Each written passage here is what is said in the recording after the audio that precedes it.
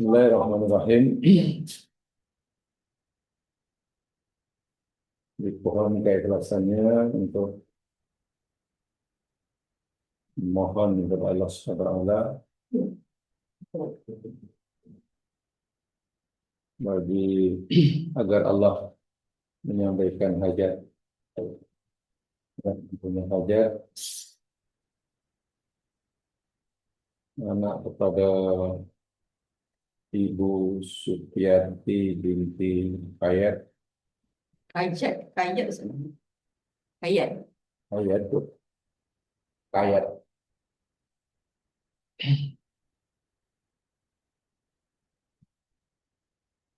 yang telah diuji oleh Allah dengan sakit yang mungkin agak parah. Jadi kita ikhlaskan niat kita masing-masing memohon 3 perkara kepada Allah, tidak banyak, 3 saja. Yang paling utama sekali, mohon agar Allah menjadikan ujian yang Dia berikan kepada hambanya ini sebagai penghapus dosanya atau dapat meningkatkan derajatnya. Permohonan kita kedua, agar Allah sentiasa memberikan dia kekuatan untuk bersabar, sentiasa berhusnudzon terhadap Allah, walaupun mungkin apa yang Allah berikan kepadanya tidak sesuai dengan kehendaknya. Barulah yang ketiga, mohon agar Allah Subhanahu wa taala agar Allah memberikan dia kesembuhan dan kesehatan jika ianya akan memberikan manfaat baginya.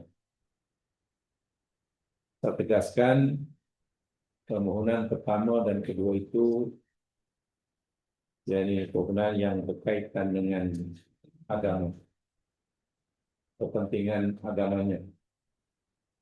Sementara permintaan ketiga, sehat dari penyakit, itu berkaitan rapat dengan kepentingan dunianya. Kalau kami benar memohon kepada Allah perkara yang ada kepentingan dengan agama kita, ini adalah diutamakan.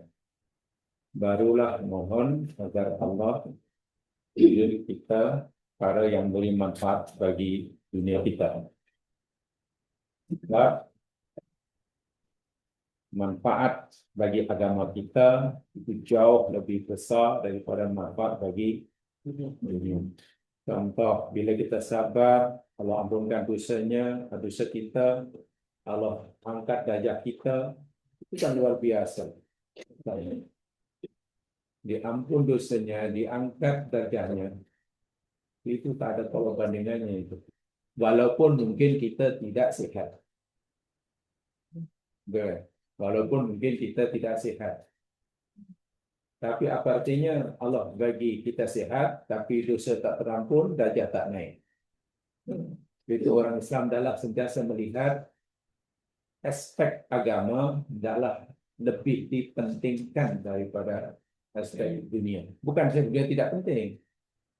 Tapi bila kita suruh pilih, sebab itu mintalah nombor 1, 2, 3, 1 susun seeloknya yang ada kaitan agama diberikan prioritas. Kenapa? Karena kepentingan agama adalah tujuan hidup kita, sementara kepentingan dunia adalah hanya keperluan. Diampun dosa, diangkat darjat dan masuk surga, itu tujuan hidup. Sehat, senang, kaya, untung, itu hanya keperluan hidup. Keperluan hidup kan? Adakah sehat tujuan hidup?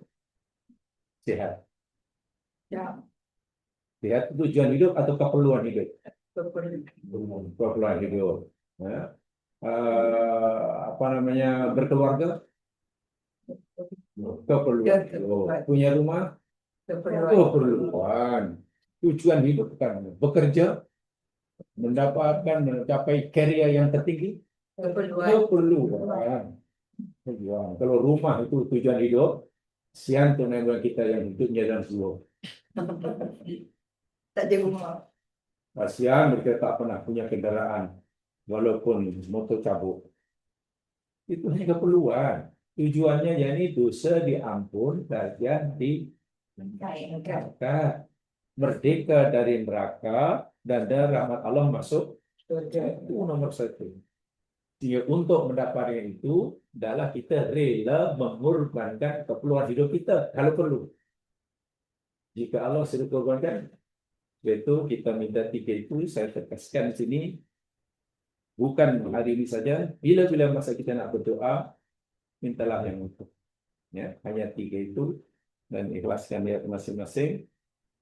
Mudah-mudahan Allah kabulkan. Kalaulah doa saya tidak makbul, saya yakin doa dan amin jemaah sekalian pasti ada yang dimakbulkan. Insyaallah. Allahumma shalli ala Muhammad wa ala ali Muhammad. Allahumma lakal hamdu kullu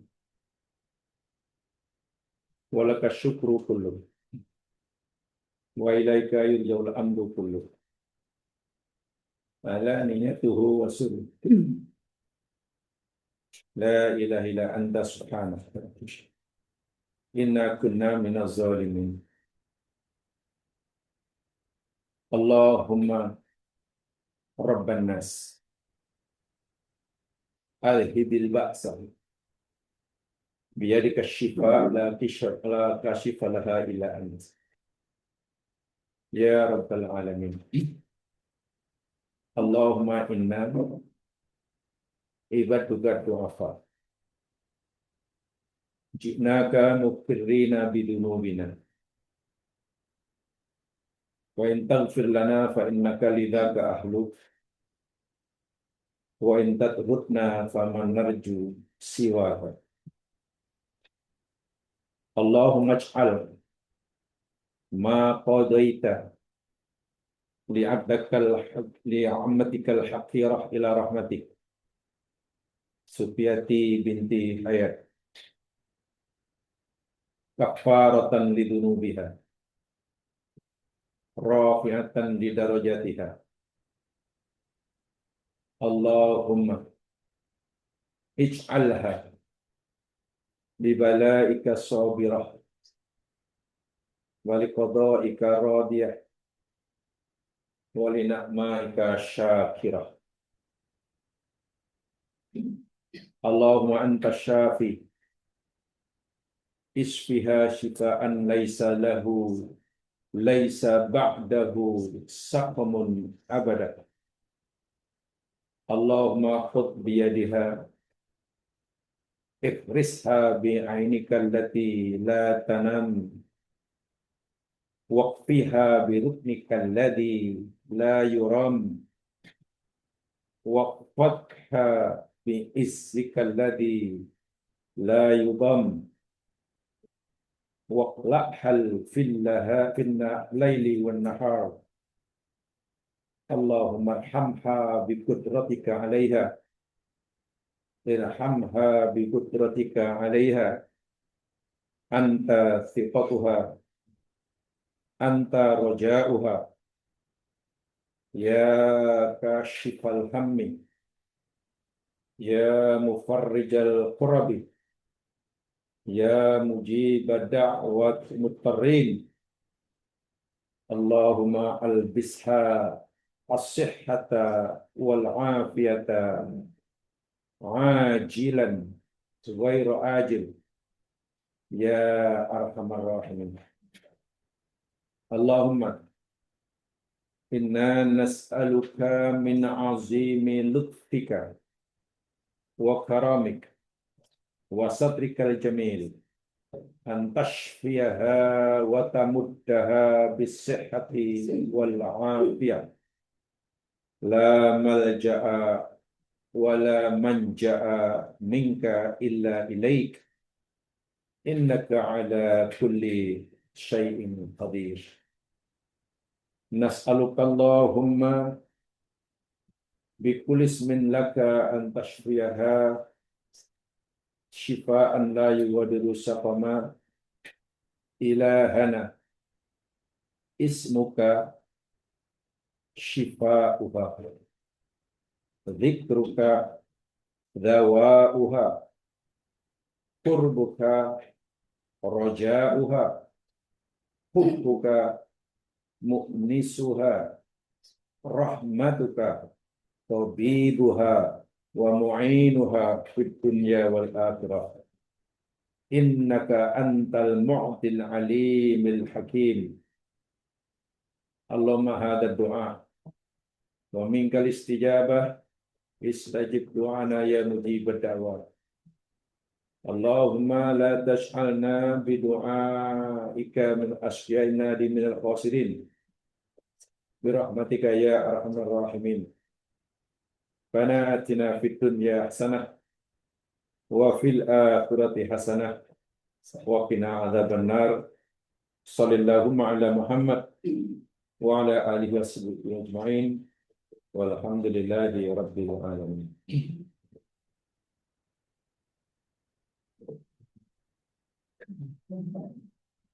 Kasih sen.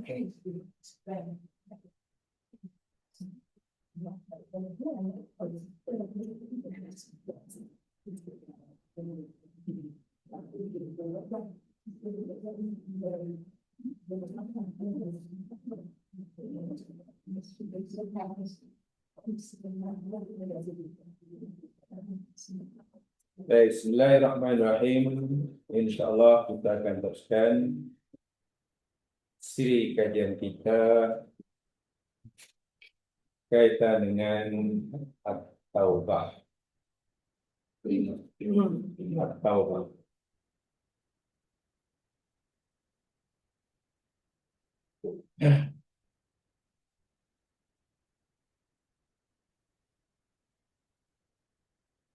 Terlebih dahulu,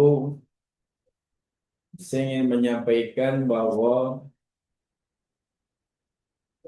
taubah itu ada 3 macam.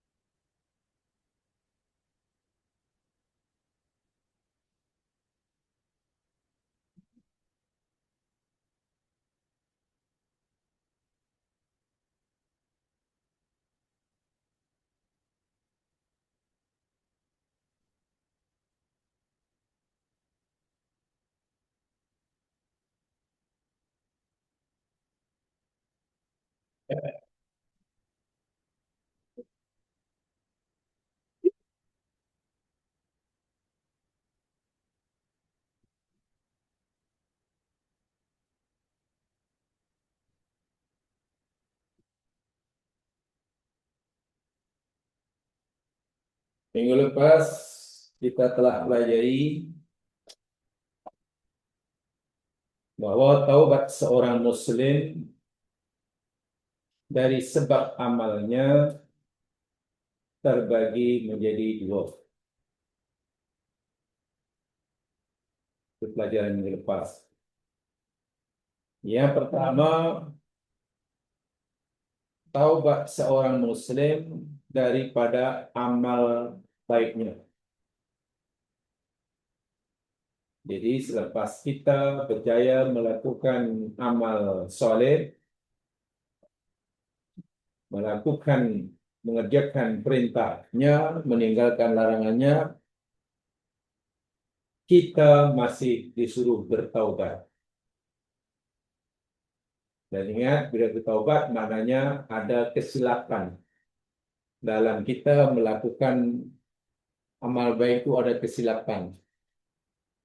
Sebab itu kita disuruh taubat walaupun selepas beramal saleh.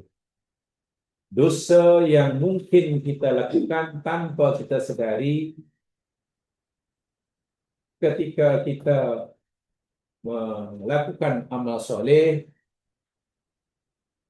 Kita pelajari sama, yakni ada 3. Pertama, karena mungkin kita taksir dalam ibadah. Cuai. Buat kurang dari yang sepatutnya atau lebih dari yang semestinya. Itu tanpa sedari biasanya. Dan ini sebetulnya, ya, kalau kita faham, insyaAllah kita buat tu, ya cukup-cukup lah. Kalau sudah 10-10 lah, 5-5, 6-6 lah. Sebab boleh jadi apa amalan yang kita telah lakukan, walaupun menurut kita itulah yang terbaik menurut kita, tapi belum tentu ia baik menurut.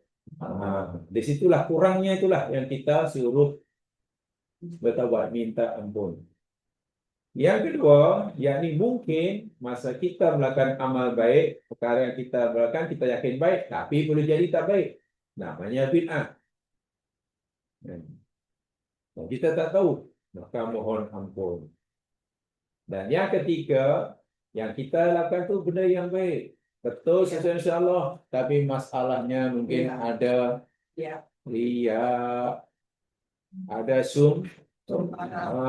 ada jom ni apa namanya, kembar 3 ni bahaya sekali ni. Ni kembar 3. Apa kembar 3?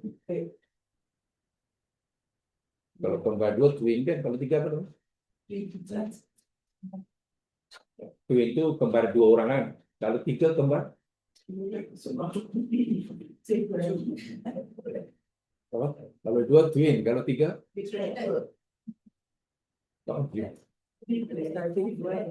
kalau 4 kembar 4. Ini adik-beradik ini. Si Abang Long namanya Ria, Abang Ngah namanya Sum'ah, Pak Husu namanya Ujung. Hati-hati. Tanpa kesedari, masa kita kalau kita berjalankan ibadah, barangkali satu di antara 3 adik-beradik ada. Maka minta ampun banyak-banyak. Gitu. Karena kalau tidak, ya sia-sia lah amal. Dan jenis yang kedua, yakni kita bertaubat daripada melakukan maksiat. Taubat dari melakukan maksiat, ya, kita berdosa kerana melakukan maksiat, puncanya 2. Sama ada maksiat itu kita lakukan kerana kita meninggalkan perintah, atau yang kedua melakukan melanggar tarkul ma'mur atau fi'lul ma'zur. Itu kan. Baik, itu minggu lepas kesimpulannya. Sekarang kita masuk pada jenis-jenis taubat. Taubat ini menurut agama kita ada 3 jenis. Atau lebih tepatnya 3 tingkatan lah. Itu maksudnya. 3 tingkatan. Kalau jamaah lebih tepatnya ini ya. Yang nomor 2 ini letakkan nomor pertama. Mungkin lebih tepat. Nomor 2 tadi letakkan pada angka pertama. Jadi yang pertama al-as-sahhu. Yang kedua as-sahihah. Kan tadi. Sahihah.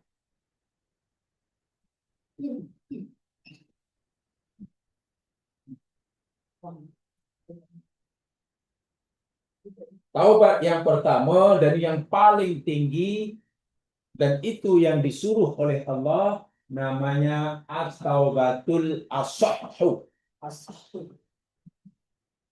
At-taubatul as-sahhu. Taubat yang paling sahih. As-sahhu superlatif lah. Imtiaziyah. Kalau sahih itu betul, as-sahhu yang paling betul. Paling betul. Itu yang dalam Quran dipanggil at-taubatun nasuha. Dalam Quran disebutkan jadi taubatan nasuha. Taubat an-nasuha. Nanti saya tunjukkan ayatnya. Masuk. Paling betul. Paling sempurna. Baik. Yang kedua namanya at-taubatus shahihatu. Taubat yang betul, bukan yang paling betul. Yang betul. Diterima tapi bukan yang terbaik.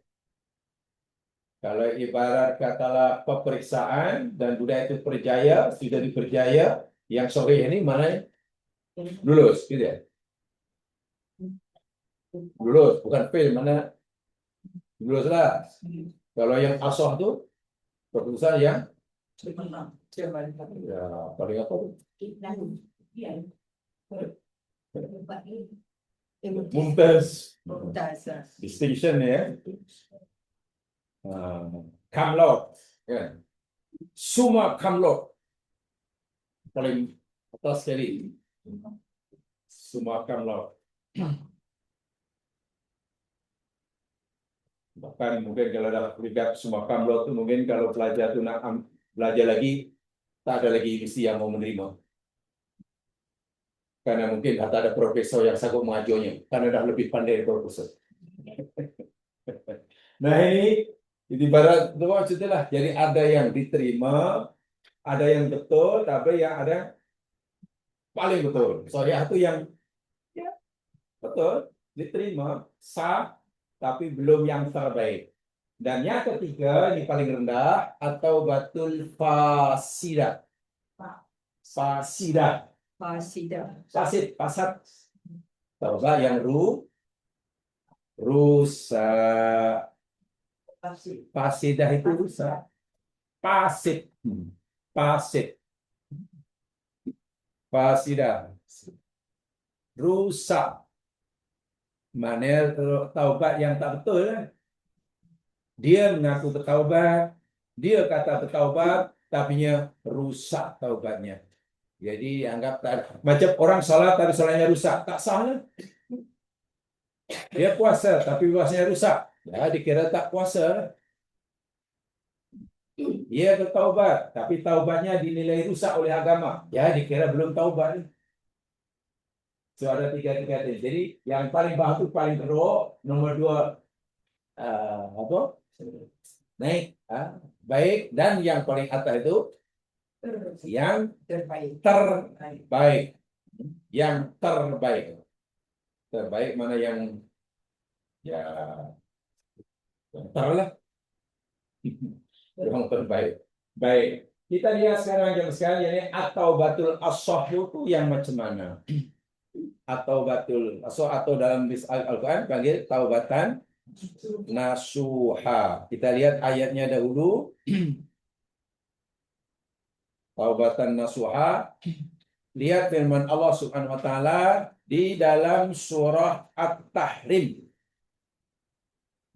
Lihat surah At-Tahrim.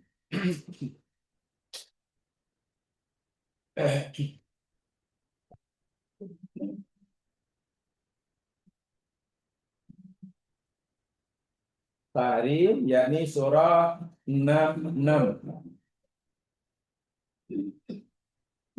Surah 66 ayat 8. Ini dalil perintah untuk kita bertaubat nasuha. Surah 66 ayat 8. A'udzu billahi minasy syaithanir rajim. Ya ayyuhalladzina amanu, wahai orang-orang yang beriman. Ini tidak asal beriman. Orang kafir tak masuk. Orang kafir tak masuk. Orang munafik pun tak masuk. Karena orang munafik dikira bukan mukmin. Jadi ini hanya orang beriman yang berdosa. Saya ulangi. Ayat ini tidak juga pada orang kafir. Karena kalau orang kafir tak disuruh nak kafaru tubuh, tak ada. Kena masuk Islam dahulu. Orang munafik tak masuk karena mereka bukan orang mukmin. Bukan termasuk orang kafir. Ayat ini hanya ditujukan pada orang mukmin yang berdosa. Mukmin tak ada yang tak berdosa je pun. Ya, karena memang orang mukmin, walaupun mukmin tak ada yang tak Berdosa. berdosa. Itu setiap kita pasti melakukan dosa, sedar atau sedar. Itu Allah kata, walaupun kamu dah beriman, tapi kamu masih punya dosa. Sebab itu di sini gunakan alladzina amanu. Apa makna alladzina amanu? Orang-orang yang beriman. beriman. Kalau al-mu'minun, Beriman juga. orang-orang yang beriman. Alladzina amanu, orang-orang yang sama ke serupa?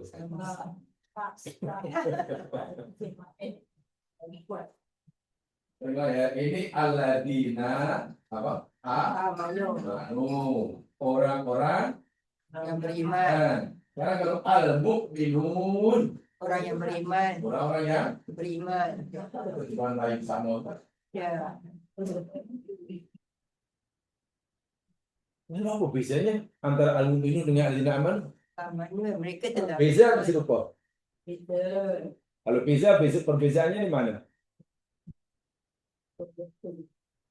Ini bukan rezeki bahasa ya. Kalau rezeki bahasa senang. Amanu, fi'il, mu'minun, isim. Bukan itu pertanyaannya. Yang ini verb, ini noun. Bukan. Ya betul, memang ini verb, ini noun. Tapi kenapa yang ini verb terjemahan Melayu sama ya? Nah ini, kalau Allah kata alladzina amanu pakai fi'il, ini merujuk pada orang-orang yang beriman, macam kita, yang imannya belum mantap. Imannya belum mantap, masih boleh naik, turun, kuat, lemah, tinggi, rendah. Karena mana belum sempurna. Masih ada perintah Allah yang dia belum buat. Masih ada larangan Allah yang dia belum tinggalkan. Sementara bila Allah panggil al-mu'minun, mu'minun, ini orang beriman yang sudah mantap imannya. Sebab itu dalam Quran bila Allah menyuruh orang beriman untuk buat apa yang Allah suruh atau untuk tinggal yang Allah larang, pasti Allah panggil yang di atas. Ya dina amanu. Taklif Allah sama ada perintah atau larangan pasti Allah panggil ya dina amanu. Ataupun Al-Quran jika Allah kata al-mu'minun itu sudah tidak lagi ada perintah. Sebenarnya Allah ceritakan balasannya, sifatnya. Qad aflahal mu'minun.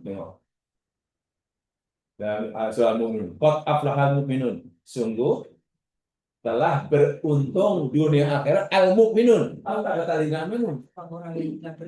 Yang imannya telah mantap. Jadi kita sebut al-mu'minun merujuk pada orang-orang mukmin yang imannya sudah mantap, yang Allah cerita tentang pahalanya, kedudukannya. Tapi kalau Allah nak suruh kita untuk buat sesuatu atau tinggal sesuatu, dipanggilnya. Nah, karena alladzina amanu, orang beriman yang imannya belum mantap. Belum mantap. Masih naik turun. Jadi rasakan tuh dalam Al-Quran sentuh. Jadi agak-agak kita ini masuk alladzina amanu atau al-mu'minun.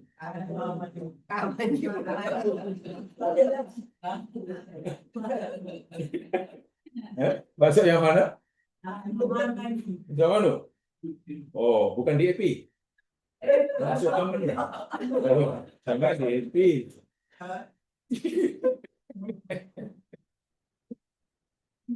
Nah, tengok selepasnya. Tubuh. Allah tak akan dalam Quran, dalam apa sahaja hadis kita tak akan jumpai ya ayyuhal mu'minun tubuh, tak ada. Ya ayyuhal mu'minun aqimus shalah, tak ada. Ya ayyuhal mu'minun ubudullah, tak ada. Kalau Allah suruh bertobatlah kamu, dirikan salat, sembahlah Tuhan kamu, mesti ada ilah. alladzina amanu. Paham ya disebut? Tubuh bertaubatlah kamu. Taubat tak perlu kita pelajari ulangi karena pengertian taubat ada apa? Ada 3 kan maknanya. Ilallahi pada Allah. Apa maknanya kayaknya dia? Kita nak bertobat. Ya, ibadah kepada Allah. Siapa pelakunya? Di sini subjeknya siapa? Kita. Hamba kan? Apa? Lalu apa maknanya? Dari mana kita tahu yang subjeknya hamba? Sebab Ada ilah. ilah. Lalu tabah diikuti dengan ilah, apa maknanya?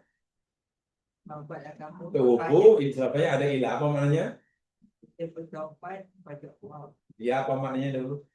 Kan ada tabah campur dengan alam. Ada tabah, ada ilah, ada tabah, tak ada alat, ada. Yang ini ada ilah. Oh, ingat tidak kaidah tafsirnya ini. Ini kaidah nih. Sikir, matematik sikirnya kan hamba. Ini hamba. Ya, betul. Subjeknya hamba. Maknanya apa? Makna tabah di sini apa? Kembalilah arruju wal inabah. Inabah. Dan kita pelajari hari itu. Ya, Itu maksudnya rujuk, bermakna bila Allah suruh rujuk dan inabah, orang-orang beriman ini tidak sedang berada pada tempat yang semestinya. Ibarat berjalan, dia tidak lagi berada pada jalan yang semestinya. Ia sudah tergelincir. keluar. Kalau sudah keluar, Allah panggil Sebelum tubuh. Paham ya? Wahai orang beriman, sepatutnya kamu berada di tempat ini, kata Allah. Tiba kamu berada di sana. Allah kata tubuh. Balik. Apa maksudnya? Dan kembali pada Allah itu taubatan nasuha. Ini dia. Aliran taubat. Taubat nasuha. Taubatan nasuha. Inilah perintah taubat nasuha dalam Quran ini. Taubatan nasuha. Yakni taubat yang apa namanya dia? Terbaik. Jalan yang terbaik. Maksudnya nasuha betul. Taubat yang nasuha. Dalam Al-Quran, kalimat taubat dan nasuha hanya sekali ini saja. Ya. Setempal Al-Quran 114 surah, kalimat taubatan nasuha hanya ini saja. 6 apa namanya? 8. 6 8. Surah 66 ayat. Jadi sehingga kita tidak boleh mencari apa makna yang lain ke mana ya? Sebab hanya sekali ini saja. Baik nasuha, taubat kita dah pelajari. Kalimat taubat tadi ada 3 ya maknanya, dan di sini maknanya taubat kalimat tubuh, di sini makna yang kedua tuh. Baik, nasuha apa 3 huruf ya? 3 hurufnya. 3 huruf.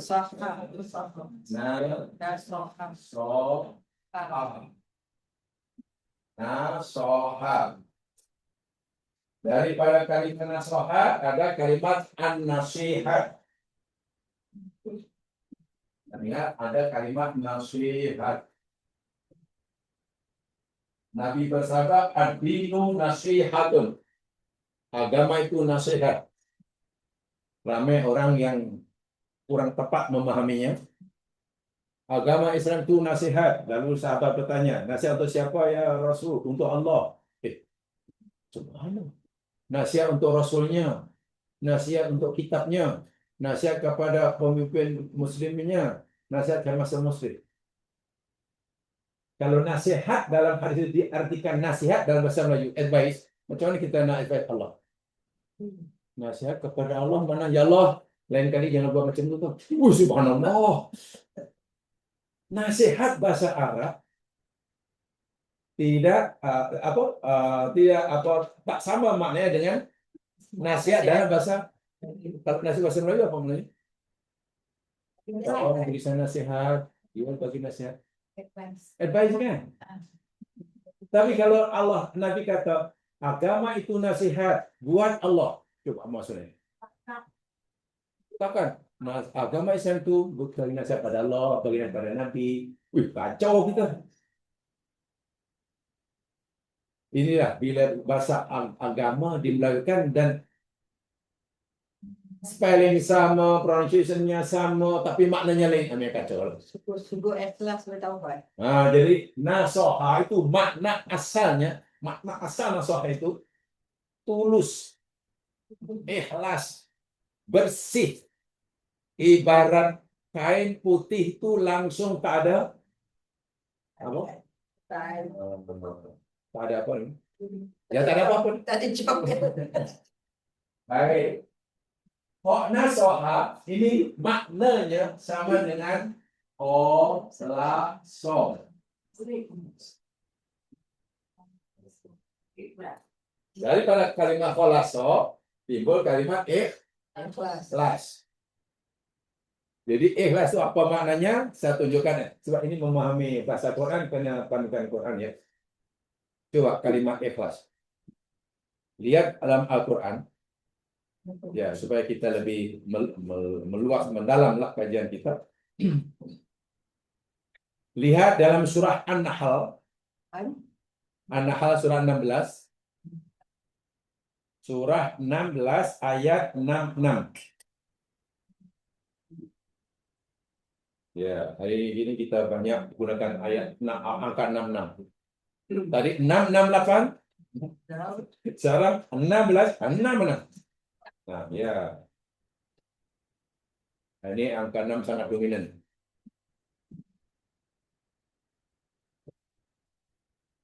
Inilah kalau kita nak paham apa makna kholaso, ikhlas, yang maksudnya sama dengan nasoha, ini dia. Wa inna lakum fil an'ami la ibra. Apa artinya? Dan sesungguhnya bagi kamu di dalam binatang-binatang ternakan, unta, lembu, dan 2 jenis kambing. An'am itu hanya 4 jenis ya. Unta, lembu, nama lembu itu kerbau, dan 2 jenis kambing. Yakni ma'zun dan do'nun. Do'nun itu biri-biri, ibash. Ibah ya, biri-biri lah. Yang ada bulu tebal tuh, ya. Sheep lah. Dan ma'zun. Ma'zun yakni orang itu panggil kambing gurun ya, Pak. Ma'zun. Kambing ya yang ada janggut lah. Goat ya, goat itu kambing yang berjanggut. Dipanggil goat. Ya itu sheep, yang satu kambing yang berjanggut.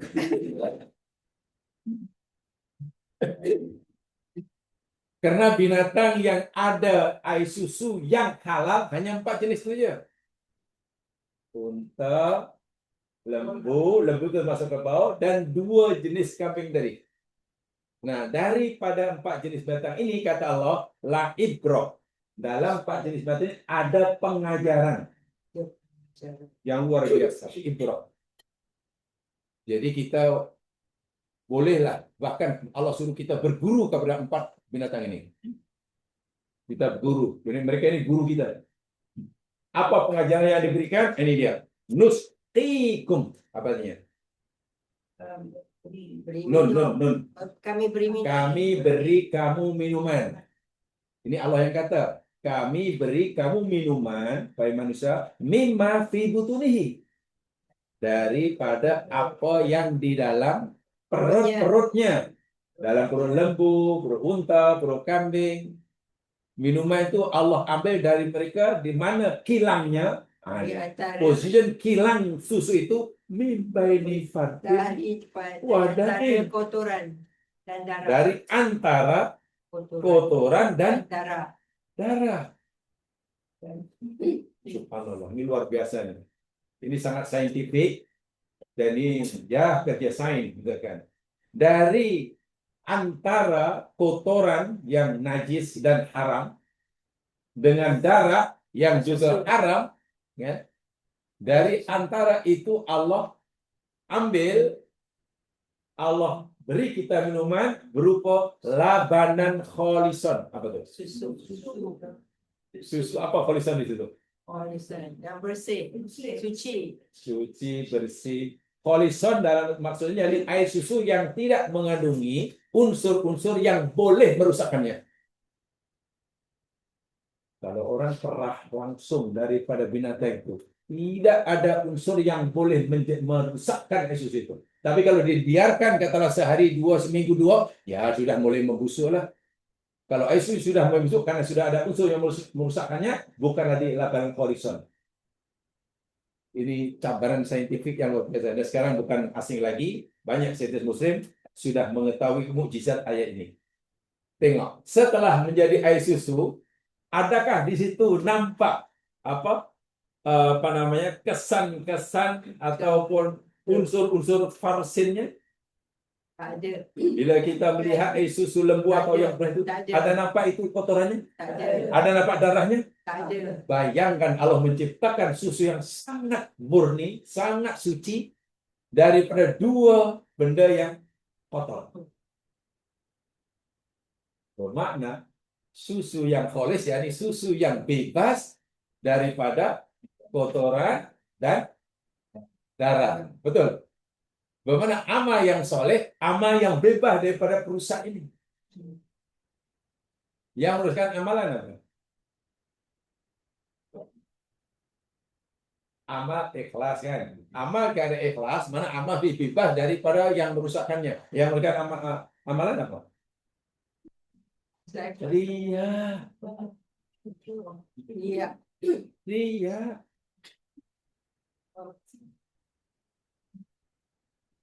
Mengungkit-ungkit. Quran banyak kan pembatal amalan. Pembatal amalan, amal ibadah maksud saya. Sedekah katalah. Sedekah terbakar, tidak ada pahalanya bila dalam surah itu ada riya. Bila sedekah itu kemudian diungkit-ungkit sehingga orang yang menerima itu merasa menyesal menerima bantuannya. Kalau aku tahu lah macam ini, malu aku, lebih baik aku tak makan daripada dipermalukan. Mantap. Jadi amal yang ikhlas adalah amal bebas daripada benda yang motornya. Ibarat susu yang khalis, susu yang bebas yang bersih daripada kotoran dan darah. Walaupun kotoran darah itu yakni hilang susu tadi Allah sebutkan min baini. So khalis maknanya suci, murni, tak ada apa-apa unsur yang menjejaskannya. Sama dengan nasihat. Nasihat demikian juga. Sesuatu yang suci, yang murni. Bila Nabi kata, agama itu nasihat. Nasihat buat siapa ya Rasul? Buat Allah. Mana kalau itu apa? Kalau itu kita menyembah Allah, hati mesti suci. Tak ada kemudian apa-apa. Hanya lillah, inna sholati wa nusuki wa mayati. Itulah namanya nasihat. Contoh kecil. Ketika Nabi Ibrahim katalah bersedia melaksanakan perintah Allah menyembelih Ismail, agaknya niatnya apa? Ingin cari populariti, ingin dapat pingat, dipuja, dikutuk adalah malah. Tapi Nabi Ibrahim nak dicela, nak dulu gila pun tak kisah. Ini Allah yang suruh. Jadi apa yang mungkin difikirkan atau terfikir oleh Ibrahim? Apa yang akan berlaku nanti? Apa kata umatnya? Mau kutuk, mau gila, itu tak penting. Yang penting aku ikut Allah. Itu namanya ikhlas. Tapi kalau dia nak melakukan perintah Allah, takut akan kejian orang, itu tak enak. Kalau nak lakukan perintah Allah, semangat karena ingin pujian orang, sia-sia. Maknanya tidak khalis, tidak nasuh. Paham ya? Nasuhah itu gitu maksudnya. Sama dengan kholasok. Nggak tahu kholasok di antara ini, labanan kholisan.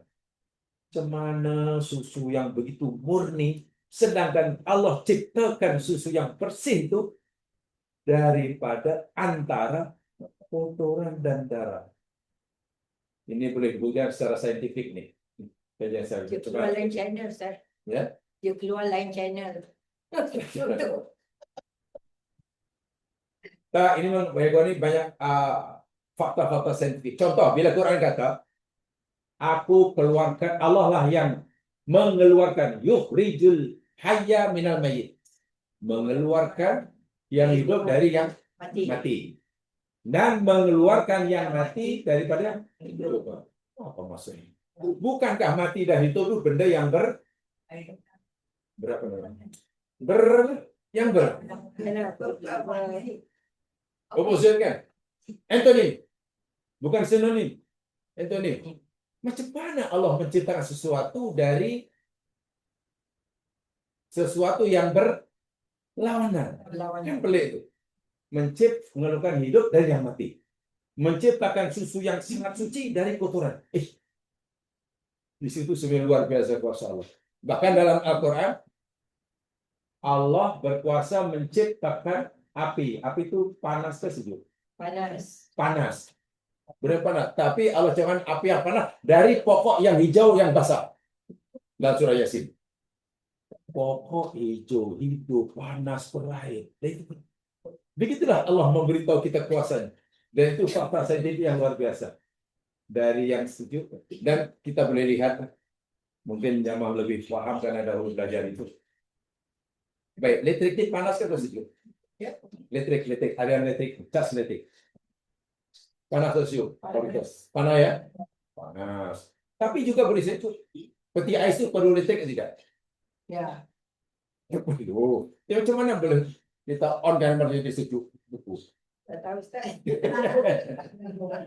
Ya, energi ini zaman sekarang sebenarnya satu aja energi ini. Energi ini satu aja. Tapi boleh diubah bermacam-macam, tapi asalnya yang satu. Boleh jadi penggerak, contoh kipas angin bergerak. Jadi kereta elektrik bergerak. Jadi sejuk, jadi panas. Terpulang. Boleh mengangkat bahkan energi itu satu aja. Jadi bila energi itu panas katalah, kemudian boleh beri sejuk, ya yang Quran dah beritahu. Air susu yang sangat murni dicipta oleh Allah dari antara kotoran dan Allah ciptakan yang hidup dari benda yang mati. Allah ciptakan yang mati dari yang ya orang dahulu beri contoh masa saya belajar dahulu lah ngolah. Contohnya Allah ciptakan hidup yang mati ini, tengok kamu semua, Allah ciptakan ayam daripada telur katanya. Telur itu kan mati, unjul mati. Setelah diremulai mak si ayam 21 hari menetap jadi anak ayam. Tengok, ayam itu hidup keluar dari telur yang ya kita percaya jalan. Tapi sekarang kadang belajar telur bukannya mati. Coba telur dikaji, letak dalam mikroskop, buat kajian-kajian apa namanya klinikal. Hidup telur itu hidup. Hanya karena kita tak nampak hidup. Sebab bagi kita yang hidup pasti bergerak, tapi telur tak bergerak. Kalau hidup mesti berjalan. Jadi kita sangat sederhana memahami masalahnya. Artinya dalam telur yang kita kata mati ada potensial untuk hidup. Bumi mati kan, tapi dalam bumi menyimpan potensial untuk keluar kehidupan, menunggu aja untuk hidupkan. Bila air disimbahkan, tumbuh esok. Dari mana munculnya kita tak tahu. Bermakna setiap benda itu ada potensial kehidupan. Dan itu namanya energi sebetulnya. Bukan bahasa sebenarnya energi. Dan energi ini sesuatu yang tidak boleh diciptakan dan tidak boleh dihilangkan, dihapuskan. Satu, saya benda yang tak boleh diciptakan dan tak boleh dihapuskan, energi. Ya, diciptakan. Tak ada orang boleh mencipta energi. Energi ini hanya satu. Ya. Jumlahnya tetap sama. Hanya boleh diubah-ubah menjadi Paham ya? Jadi taubat nasuha, mana taubat yang tadi? Yang suci. Ya, kalau tanpa ada apa? Kepentingan, kecuali semata-mata Ingat dulu karena nasihat lah. Kan? itu sebabnya kalau ada istilah Al-Quran dan terjemahannya sama bunyinya, sama spellingnya, belum tentu maksudnya sama. Sebab itu kalau kita pahami kalimat Quran dengan memahami bahasa Melayunya yang kebetulan bunyi sama, spelling sama, pasti akan lari. Maknanya pasti yang ya selain kalau Cina Selatan larinya. Nasihat dalam bahasa Al-Quran tak sama dengan nasihat bahasa Melayu. Ya, Fitnah dalam bahasa Al-Quran tak sama dengan fitnah bahasa. Melayu. Inilah karena yang kurang cernaknya kita. Banyak orang salah paham di situ. Sehingga sehingga bila bila cerita fitnah biasanya dari yang keluar ayat Quran. Apa ayat Quran tentang fitnah biasanya yang dibaca? Sekarang banyak fitnah, yang tuan-tuan fitnah ini lebih besar daripada pembunuhan. Lalu Allah karena Allah berfirman, al-fitnatu asyaddu minal qatli. Dalam ayat yang lain, al-fitnatu akbaru minal qatli. Tengok tuan-tuan di Quran cerita, fitnah itu lebih dahsyat daripada membunuh. Fitnah itu lebih besar daripada, sebab itu jangan fitnah orang. Nasihat itu betul, jangan fitnah orang. Itu betul. Quran kata fitnah lebih besar daripada membunuh, juga betul. Tapi mana yang tak betul? Yang tak betul, ia cerita tentang fitnah bahasa Melayu, tapi ngutip ayat Quran fitnah yang tak ada kena dengan tajuknya. Sebab fitnah dalam Al-Quran lebih besar daripada apa? Membunuh itu bukan fitnah bahasa Melayu. Fitnah di situ dalam Al-Quran maknanya ada 4. Kalimat fitnah dalam Al-Quran maknanya ada 4. 1, fitnah maknanya kesesatan atau penyesatan. Kesesatan atau perbuatan menyesatkan orang. Kedua, fitnah maknanya ujian, musibah. Bencana alam lah, apalagi lah, kekayaan lah, kesenangan lah, ujian lah. Itu fitnah. Ketiga, fitnah maknanya siksaan, menyiksa. Nyiksa, dan yang semakna dengannya lah. Yang terakhir keempat, fitnah namanya membakar. Bakar. Bakar api. Contoh, kalau jamaah katalah belilah atau punya jongkong emas katalah. Jongkong emas. Ya tak banyaklah, hanya 50 kilogram aja.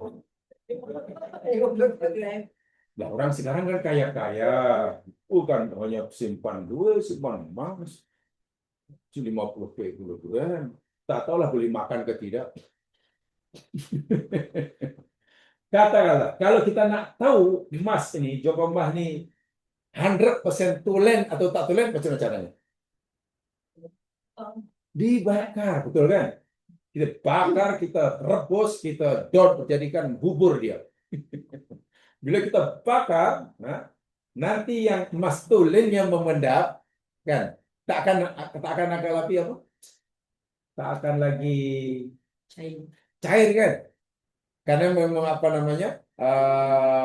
molekul dia, atom dia sangat kuat. Tidak mungkin kita cairkan hanya dengan kadar panas yang itu. Sementara yang bukan emas, yang unsur yang lain akan cair menjadi apa itu? Buih ya. Artinya kalau emas itu katalah asalnya 50 kg sebelum kita rebus, nanti yang tulen tinggal berapa? Masih ada 50 kg? Ya, katalah tinggal 35 umpamanya. Nah, untuk mengetahui kita kena apa tadi? Bakar kan? Nah, iman seseorang tulen atau tak tulen, Allah kata, aku fitnah dia. Fitnah itu bakar. Oke, manusia yang berdosa masuk neraka. Masuk neraka maknanya difitnah. Fitnah itu maksudnya apa? Dibakar, disiksa. Tujuannya apa kayaknya? Orang mukmin yang berdosa di akhirat karena tak dapat pengampunan masuk neraka. Tujuannya dibakar kan? Tujuan itu apa? Kurangkan dosa. Iya, untuk bakar dosanya bu. Bila sudah habis terbakar dosanya, baru bersih masuk surga. Itu makna fitnah. Jadi Quran kata fitnah lebih besar dari apa tadi? Membunuh, maknanya menyesatkan orang itu lebih dahsyat daripada membunuhnya. Membunuh B, katalah. Membunuh B. dengan sangat zalim. Bila tak bertaubat dan Allah tak ampunkan, A masuk neraka, betul? B yang terbunuh, yang dibunuh secara zalim masuk surga, betul? A masuk neraka, B surga. Bila A membunuh B. Tetapi jika A menyesatkan B, A masuk neraka. Kalau misalnya B yang disesatkan oleh A pun masuk. Neraka. Sekarang mana lebih dahsyat? Menyesatkan orang atau membunuhnya? Menyesatkan lebih dahsyat. Tapi ayat ini sering digunakan untuk fitnah bahasa Melayu. Ya maknanya lari ke selatan. Lah. Tak ada kena mengenal. Tapi sering kali disebut begitu.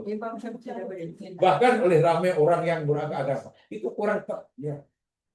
Minta maaf kalau bahasa saya selalu mengatakan ya, kalau berjalan biar jauh, kalau baca buku biar banyak, kalau ngopi biar pakat. Jadi maknanya ngopinya belum pakat. Maknanya berhenti itu tambah lagi nanti akan jumpa. Kalau nak kutip juga, tuan-tuan fitnah itu kecil, tuan-tuan jangan suka fitnah orang. Menjaga itu karena Quran cerita. Kalau aku kutip Quran jangan al-fitnah itu asyul pati. Yang tepat yakni wailul likulli humazatin lumazah. Itu dari tepat untuk fitnah Melayu. Jadi penjelasannya betul, Qurannya betul, tapi istidlalnya yang salah. Istidlal itu maknanya menjadikan dalil untuk suatu pendapat. Jadi apa itu? Tak ngam lah tak. Tak kena dengan makna dia. Ya memang tak ada kena mengena. Contoh saya kata begini. Tuan-tuan dan puan sekalian, kita sebagai anak wajib bakti pada mak bapak. Jangan sekali-kali menderhaka. Karena menderhaka pada orang tua termasuk dosa besar. Betul tak betul itu? Betul. Karena Allah berfirman dalam Al-Quran, "A'udzubillahi dzalikal kitabu la raiba fihi, hudal lil muttaqin." Katalah saya cakap itu. Saya itu dayanya karena Quran berfirman, inilah hakikat Quran. Tiada keraguan dalamnya petunjuk bagi mustaqim. Adakah ayat tadi salah? Ayatnya. Betul kan? Tapi saya menggunakan ayat tadi untuk menjelaskan sesuatu. Untuk menjadikan dalil bagi saran saya tadi. Anak dekat itu ngam atau ngam? Inilah yang sering berlaku. Jadi orang yang paham gelap. Tadi cerita berapa? Kenapa dalilnya dalikal kitab la raiba fihi? Dia dah lari dah. Tuan-tuan, ingat rasuah itu dilarang oleh agama. Nabi melarang, Quran melarang, dosa besar. Allah berfirman dalam Al-Quran, Inna lillahi wa inna ilaihi raji'un. Kalau kita paham pasti gelap. Inna lillahi memang Quran, betul. Dia kata rasuah haram, betul. Tapi itu namanya kesilapan istidlal, bukan kesilapan dalil. Kesilapan istidlal, menjadikan dalil, kesilapan menggunakan dalil untuk alasan atau menguatkan pendapat. Jadi orang tu tak faham makna pun. Ngam tak apa. Ini cerita Rasulullah dari Qurannya dikutip dengan confident, Inna lillahi wa inna ilaihi raji'un. Itu Quran cerita. Yang sering berlaku begitulah. Lebih-lebih lagi jika istilah Al-Quran, istilah agama, bunyinya, spellingnya sama dengan bahasa Melayu. Itu seringkali silap kutip. Padahal kalau cerita fitnah Melayu, dari yang lebih cepat dari orang, jadi wailun likulli humazatin lumazah. Itu memang cerita fitnah. Yang Allah kata wailun. Celaka kan? Maknanya memang bukan al-fitnah tu asin waqatli. Al-fitnah itu tak ada kena mengena langsung dengan fitnah dalam bahasa Melayu. Tapi kan orang awam dia, itu kan fitnah juga. Nah, ini masalahnya. Ingat fitnah Arab sama fitnah Melayu. Kan? Apa? Tadi? Nasihat Arab sebenarnya. Kalau nasihat bahasa agama, makna sama dengan nasihat bahasa Melayu. Lalu macam mana kita nak menasihati Allah? Sebab Nabi kata nasihat untuk Allah, nasihat untuk Rasul. Oh, rupanya nasihat itu yakni Suci. tadi ke Kesucian. polis, ke lapangan, kesucian, kebersihan. Apa aja lah, mana tak ada apa-apa kepentingan, gitu lah. Tak ada kepentingan diri, langsung tak ada kepentingan diri. Semata-mata karena Allah. Itu taubatan nasuha. Iswal ingatkanlah nasihat tu nasihat. Bila orang tu buat salah, kita kata taubat nasihat tu kita nasihatkan dia supaya dia jadi baik. Oh, dengan itu termasuk surga. Wih, senang. Saya yakin kalau maksud nasihat itu tak ada orang masuk neraka. Betul yang Mas Herman perlu kajian. Agama ini perlu, apalagi ayat seperti ini. Tengok ya, kalau orang sudah taubatan nasuha, apa kata Allah? Ini janji Allah. Sama dengan ayat tadi ya. Tahrim 8 tadi. Bertaubatlah kamu pada Allah dengan taubat nasuha. Kalau kita sudah bertaubat nasuha, nanti ada apa ciri-ciri dia. Asa rabbukum ayyukaffiru ankum sayyi'atikum. Apa itu? Asa rabbukum. Mudah-mudahan Tuhan kamu menghapuskan dari kamu sayyi'atikum. Sayyi'at. Dosa-dosa, kesalahan. Kesalahan. Kalau dunub Dosa. pun dosa-dosa. Sayyi'at Sama juga. tengok. Memang banyak. Nanti ayatnya sudah ada. Nanti saya tunjukkan. Dunub dosa. Sayyi'at kejahatan. Adakah kejahatan itu dosa? Adakah keburukan itu dosa? Kejahatan itu dosa? Dosa. Adakah orang berdosa karena buat jahat? Betul. Dan tolong berpikir yang teratur. Cara logiknya mesti teratur. Berdosa. Baik, dunubun apa tadi? Mana dunubun? Dosa. Sayyi'at Dosa. kejahatan. Kejahatan. Kalau lama seperti itu, pertanyaannya begini. Adakah orang buat jahat itu berdosa? Dosa. Oke. Adakah orang berdosa karena buat jahat? Iya. Iya. Lalu kenapa maknanya? Sama. Kenapa Allah gunakan apa kalimat berbeza? Yang satu untuk dunub, yang satu Sayyiat. sayyiat. Lalu dunub itu yang mana? Sayyiat itu yang mana? Betul, sayyiat.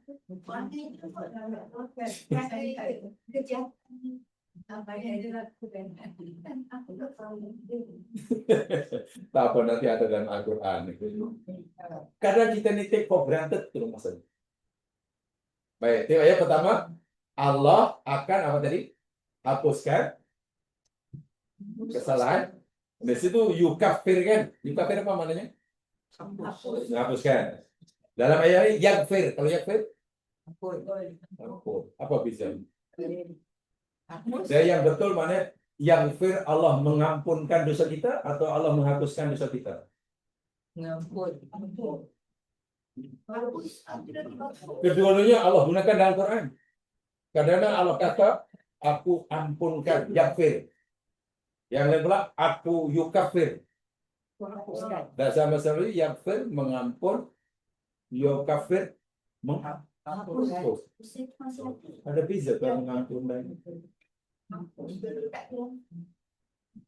hapus tak ada langsung. Aku salah langsung. Yakfir mengampun. Kena seksa dulu. Kena Seksa dulu. dulu. Tak apalah. Selagi sekali, saya tekannya berulang kali dan ini kaidah wajah. Jangan pahami bahasa Quran dengan bahasa Melayu. Garanti akan ditangguhkan. Yakfir jangan diartikan kita namanya yakfir, jangan kita letakkan itu mengampun. Karena itu mengampun itu maknanya itu dah memahami yakfir dengan bahasa Melayu dengan mengampun. Kalau kita nak tahu bahasa makna mengampun, kena tanya Dewan Bahasa dan Pustaka. Jadi kena Arabnya dulu apa itu. Nah itu yang nanti saya tunjukkan. Tapi kalau kita mengampun dan menghapus, mengampun begini, mengampun. Itu bukan bahasa tafsir. Itu belajar bahasa Melayu. Kita sedang mendalami sastra Melayu. Dan itu kajian Dewan Bahasa dan Pustaka. Kajian tafsir bukan di situ. Kajian tafsir mesti apa makna nafir menurut Al-Quran dan apa makna tadi apa? Kafir. Berbeza itu. Nah, nanti satu enggak nanya. Tak apa. Tapi tengok dalam ayat ini asa rabbukum. Apa maknanya? Mudah-mudahan Mudah-mudahan Tuhan kamu. Pertanyaannya, agak-agak betul ataupun kurang tepat asa di situ diartikan mudah-mudahan. Coba terjemahan mudah-mudahan kan? Saya tanya dulu. Saya mengajak Anda untuk berpikir secara betul jernih, berpikir secara jernih dan sehat. Asa rabbukum terjemahannya apa? Mudah-mudahan Tuhan kamu. Agak-agak kalimat mudah-mudahan Tuhan kami itu sudah betul atau kurang tepat? kurang tepat. Yang tepat apa? Di mana kurang tepatnya? Nah, gitu. Maknanya Ya, iyalah di mana? Tidak pasti, tidak pasti. Bukankah mudah-mudahan itu sebagai harapan kan? Biasanya orang harapan itu ada kepastian atau tidak? Ya, Pak? tidak. Nah, di sini Allah yang berharap. Mungkinkah Allah berharap? Di situlah. Yaitu dalam kaidah tafsir, bila asa itu dikaitkan dengan Allah, maknanya pasti. Kalau asa dikaitkan dengan kita, maknanya mudah-mudahan. Oh, Ada tahu biasanya? Jadi mudah-mudahan Tuhan kamu itu tak betul. pasti. Macam mana Allah kata mudah-mudahan aku ampun? Mudah-mudahan pula. Allah boleh mudah-mudahan. Kalau kita berharap, itu bolehlah mudah-mudahan kan? Karena kita tak punya kemampuan untuk memastikan ia berjaya. Hanya boleh jadi iya, boleh jadi tidak.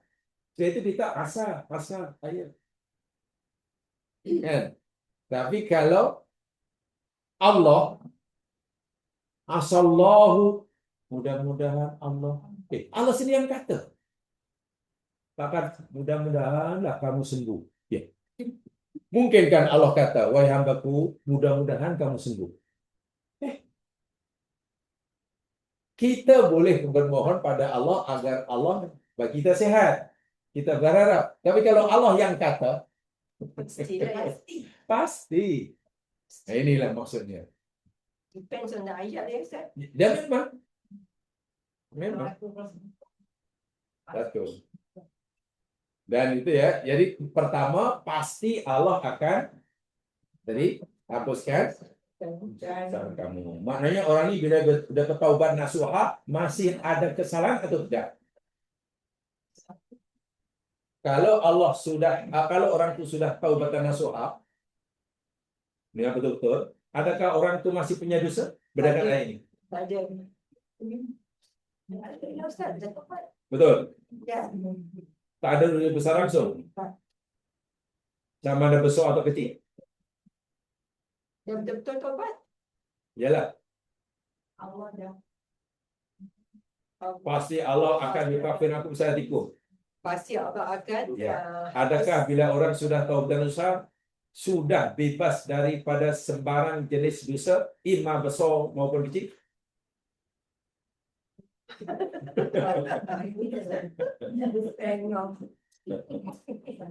Ya pastilah sudah. Pastilah nasihat kan ada. Dari mana kita tahu? Tengok lepasnya. Lepasnya tu nasihat tu. Nah, lepas itu tengok lepasnya.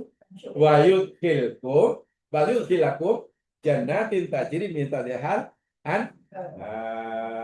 dan dia Allah akan masukkan kamu ke dalam surga yang mari masuk.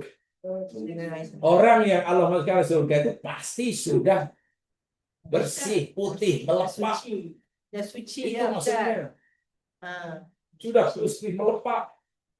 Selagi masih ada dosa, sekecil apapun dosa, jika Allah belum ampunkan, pasti ada siksanya. Dari mana tahu? Faman ya'mal misqala dzarratin syarran yarahu. Siapa yang melakukan keburukan, kejahatan, walaupun hanya seberat darah, tapi Allah tidak ampunkan, pasti akan melihat atau mendapatkan balasannya. Itu dah kata Allah dah. Jadi bila Allah dah Allah kata dimasukkan dalam surganya, mana orang ini sudah tidak putih pelepah, ima besar wa ima kecil. Dari mana kita besar kecil? Ada bukan ayat dalam ayat lain nanti ada. Sebabnya ini taubatan nasuha. Taubatan nasuha. Taubatan nasuha, jadi taubat yang apa tadi? Yang taubat. Yang asal lah, yang taubat yang orang yang bertaubat itu sudah tak ada lagi apa kepentingan, bukan karena itu, bukan karena ini, bukan. Semata karena Allah. Mau orang cakap apa, orang puji orang apa, sudah tak terfikir. Ustaz, kalau kita taubat untuk satu dosa, dosa lain terampun saja. Ya. Kalau kita bertaubat untuk dan satu maksiat, adakah maksiat lain diampunkan saja? Kenapa kita ingin melakukan taubat dengan satu-satu? Kenapa tidak semuanya? Seakan-akan kita tahu jelas dosa saya itu, ya Allah, hanya 6 tahun. 6 tahun. Yang untuk ini, yang satu. Seakan-akan. Kenapa kita punya formula yang seakan dosa itu kita sudah paham ini? Wah, mungkin banyak kali dosa yang kita lakukan yang kita tak tahu, tapi Allah di sini masalahnya. Dosa yang kita tahu atau kita merasa berdosa mungkin hanya beberapa saja. Mungkin lebih banyak dosa-dosa, beberapa yang haknya dosa yang kita tak perasan itu dosa. Macam mana kita nak? Sebab itu dosa tidak perlu dibatasi, bertaubat tidak perlu dibatasi. Ya Allah, yang ini untuk yang tempoh hari tu. Yang lain nanti. Wah, itu bahaya. Itu bahaya. Sebab Allah menawarkan pengampunannya kepada hamba yang bertaubat bagi semua dosanya, ma ya'lam wa ma la ya'lam.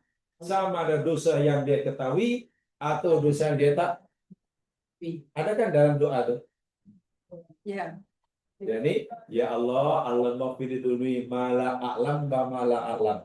Ya Allah, ampunkanlah dosa hamba-Mu ini, ya Allah, sama dosa yang hamba-Mu tahu dan Tak tahu. Dan Allah suka hamba yang mengakui itu. Sebab boleh jadi atau bahkan pasti dosa yang kita sedari, yang kita akui itu dosa kita, jumlahnya sikit saja berbanding yang kita tak fikir itu dosa. Kalau menurut Allah, dosa kamu ni 100 kontainer. Kenapa kamu hanya nampak hanya 2 belakang? Cuba macam mana? Habis macam mana? Lepas kita ibadat masih berdosa. Macam mana? Lepas solat masih dosa. Lepas haji masih dosa. Lepas tolong orang berdosa. Walaupun kita fikir dah buat yang terbaik. Tapi menurut Allah belum yang terbaik. Sedang kita mampu buat lebih. Tanpa kita ketahui. Jadi, macam mana? Macam mana, Ustaz? Hmm? Macam mana? Macam mana? Ya? Macam mana? Kita rasa kita dah buat yang terbaik, tapi tak terbaik lagi. Di sisi Allah. So, macam mana kita nak tahu, Ustaz? Macam mana kita nak tahu? Macam mana kita? Nak tahu yang kita buat tu tak cukup. Pertama sekali sebenarnya kita bukan perlu macam mana kita nak tahu. Yang Allah wajibkan fattaqullaha mastata'tum dalam surat At-Taghabun. Bertakwalah kamu kepada Allah mastata'tum. Semampu kamu. Ikut kadar kemampuan kamu.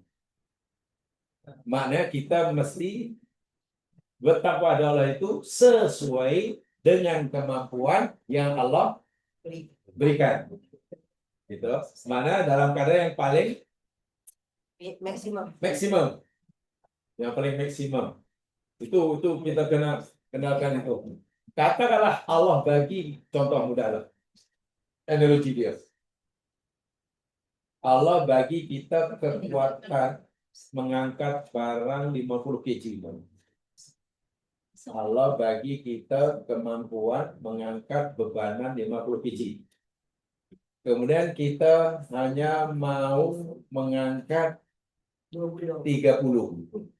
Yang kita pikir itulah Yang mampu. yang paling maksimum. Allah tahu tak, sebenarnya kamu boleh buat.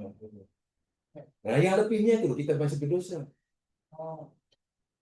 Jadi, hendaklah kita ini sentiasa berpikir kita belum Buat membuat paling maksimum. pasti masih ada kekuatan yang kita belum, kemampuan yang, tapi kita ini mudah menentukan maksimum itu ukuran kita.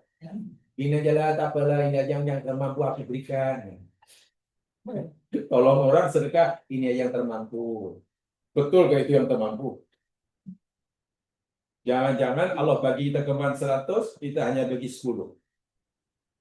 Nah inilah. Tapi kalau kita buat yang betul-betul paling maksimum, dan Allah nilai itu yang bisa kita dapat maka 100%. Nanti bila Allah bagi lagi tambahan kekuatan, kita buat lebih lagi.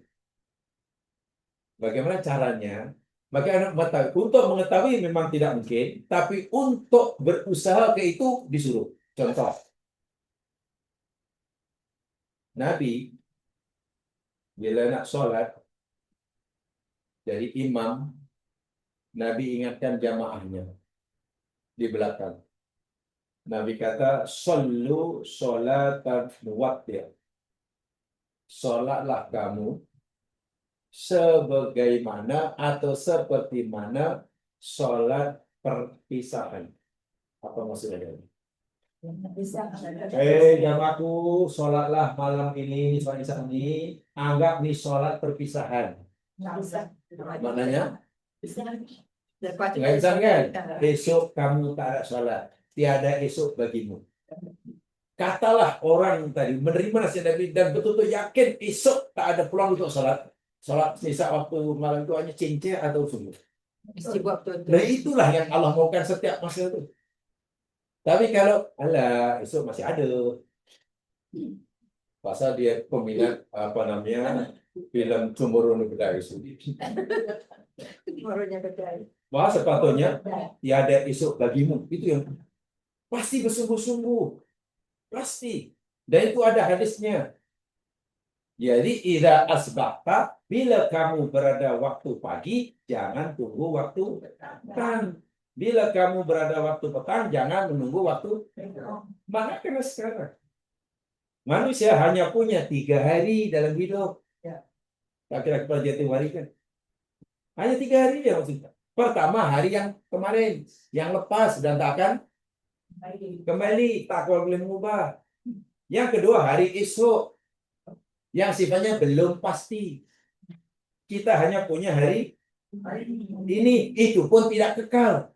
Coba. Jadi kalau kita yakin tak apa, esok masih ada. Kan saya baru 45 tahun. Bahkan 45 polu. Kita ini terlalu yakin masih ada esok tuh masalahnya. Sehingga buat ibarat kadang-kadang macam tak.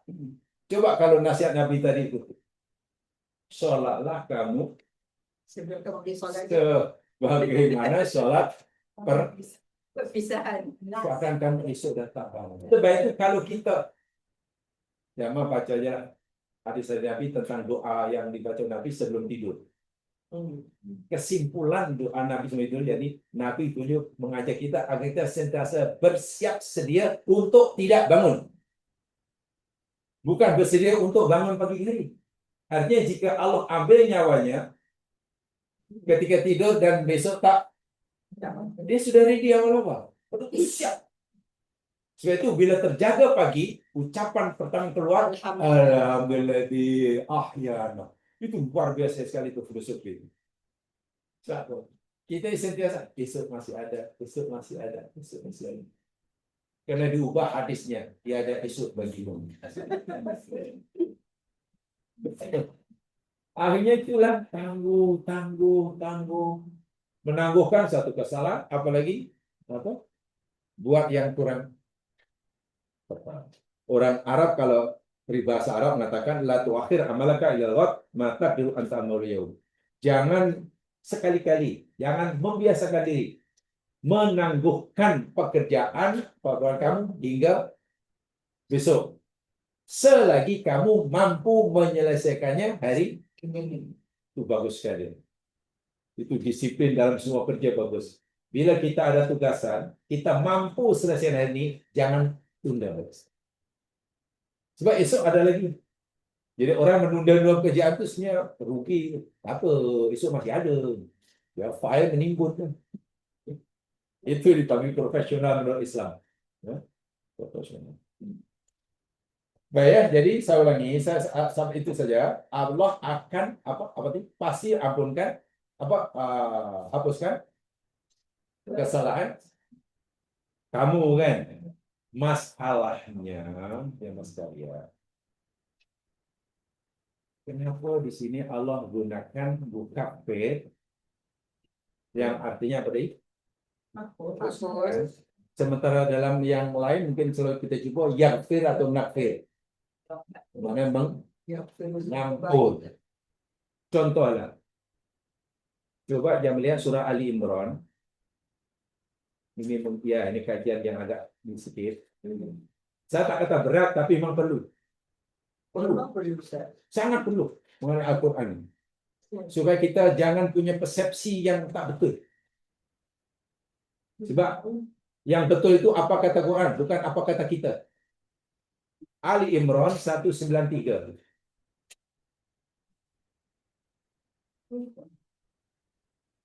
Ayat ini mungkin kalau tengok terjemahan macam tak ada apa-apa.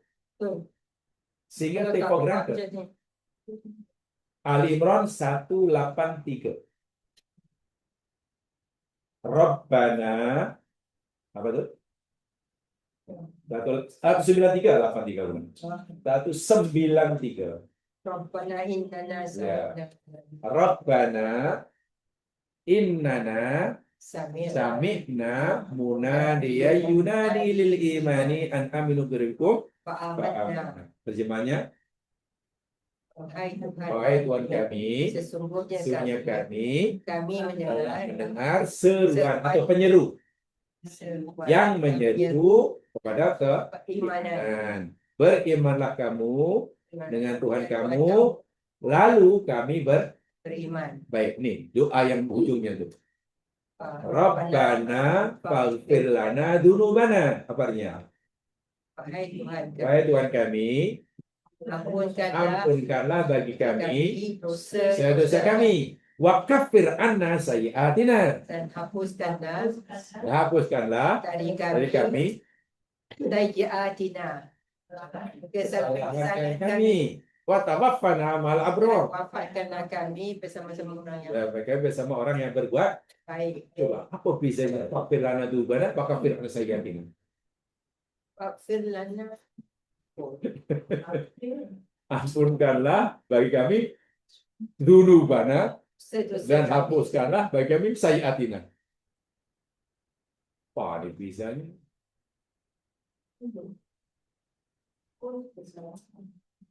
Yang pasti kedua-duanya punya makna tujuan yang sama, yakni orang ini minta dibebaskan daripada api neraka karena dosanya, betul?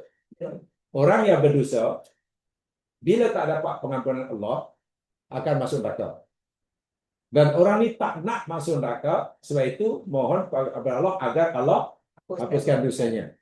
Tapi Allah mengajar kita cara memohon ampun atau cara menghapuskan dosa jadi Allah dengan dua cara ini. Satu, waghfir lana dzunubana. Kedua dengan cara kafir anna sayyi'atina. Tengok terjemahan serupa atau sama? Serupa. Serupa sama.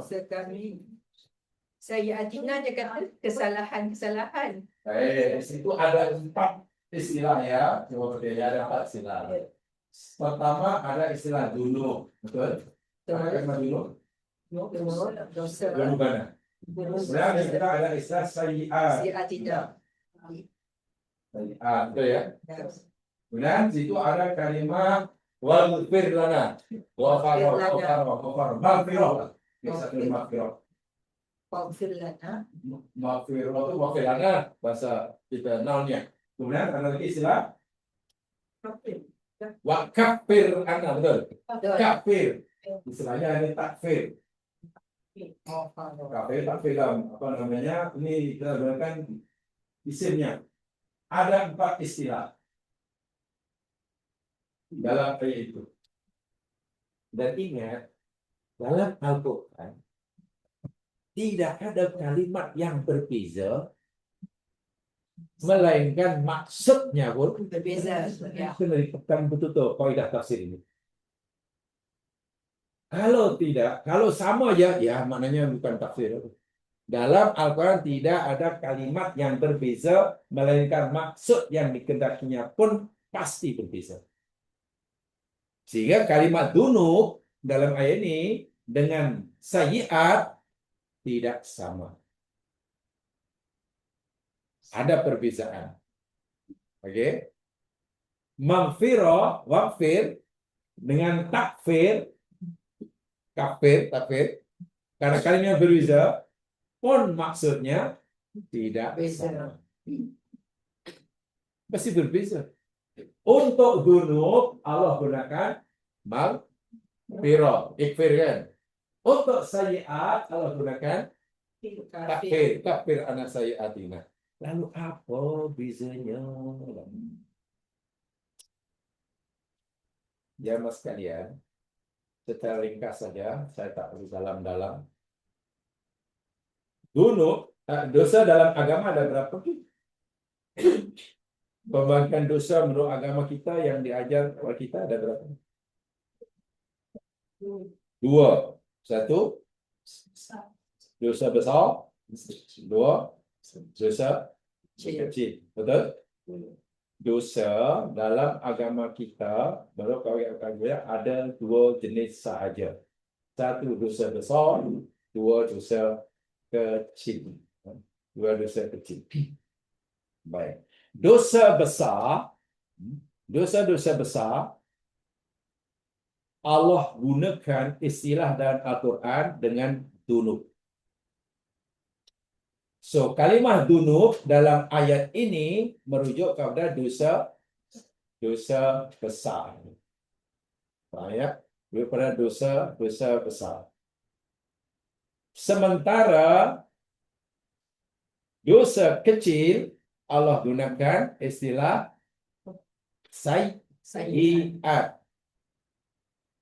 Itu pertama. Beza makna kalimat ini, jika ia merujuk dosa besar, dunub dosa besar, sayyiat dosa kecil.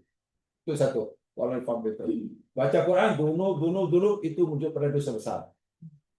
Sayyiat itu dosa kecil. Ini pembahagian dosa menurut syariat. Tapi jangan hanya karena ia termasuk dosa kecil lalu kita remehkan. Itu tak boleh, itu dah salah lagi. Mana dalil yang menyatakan bahwa sayyiat itu dosa kecil? Lihat firman Allah Subhanahu wa taala yang pertama, surah An-Nisa, coba perhatikan. Kajian ini. An-Nisa ayat 31.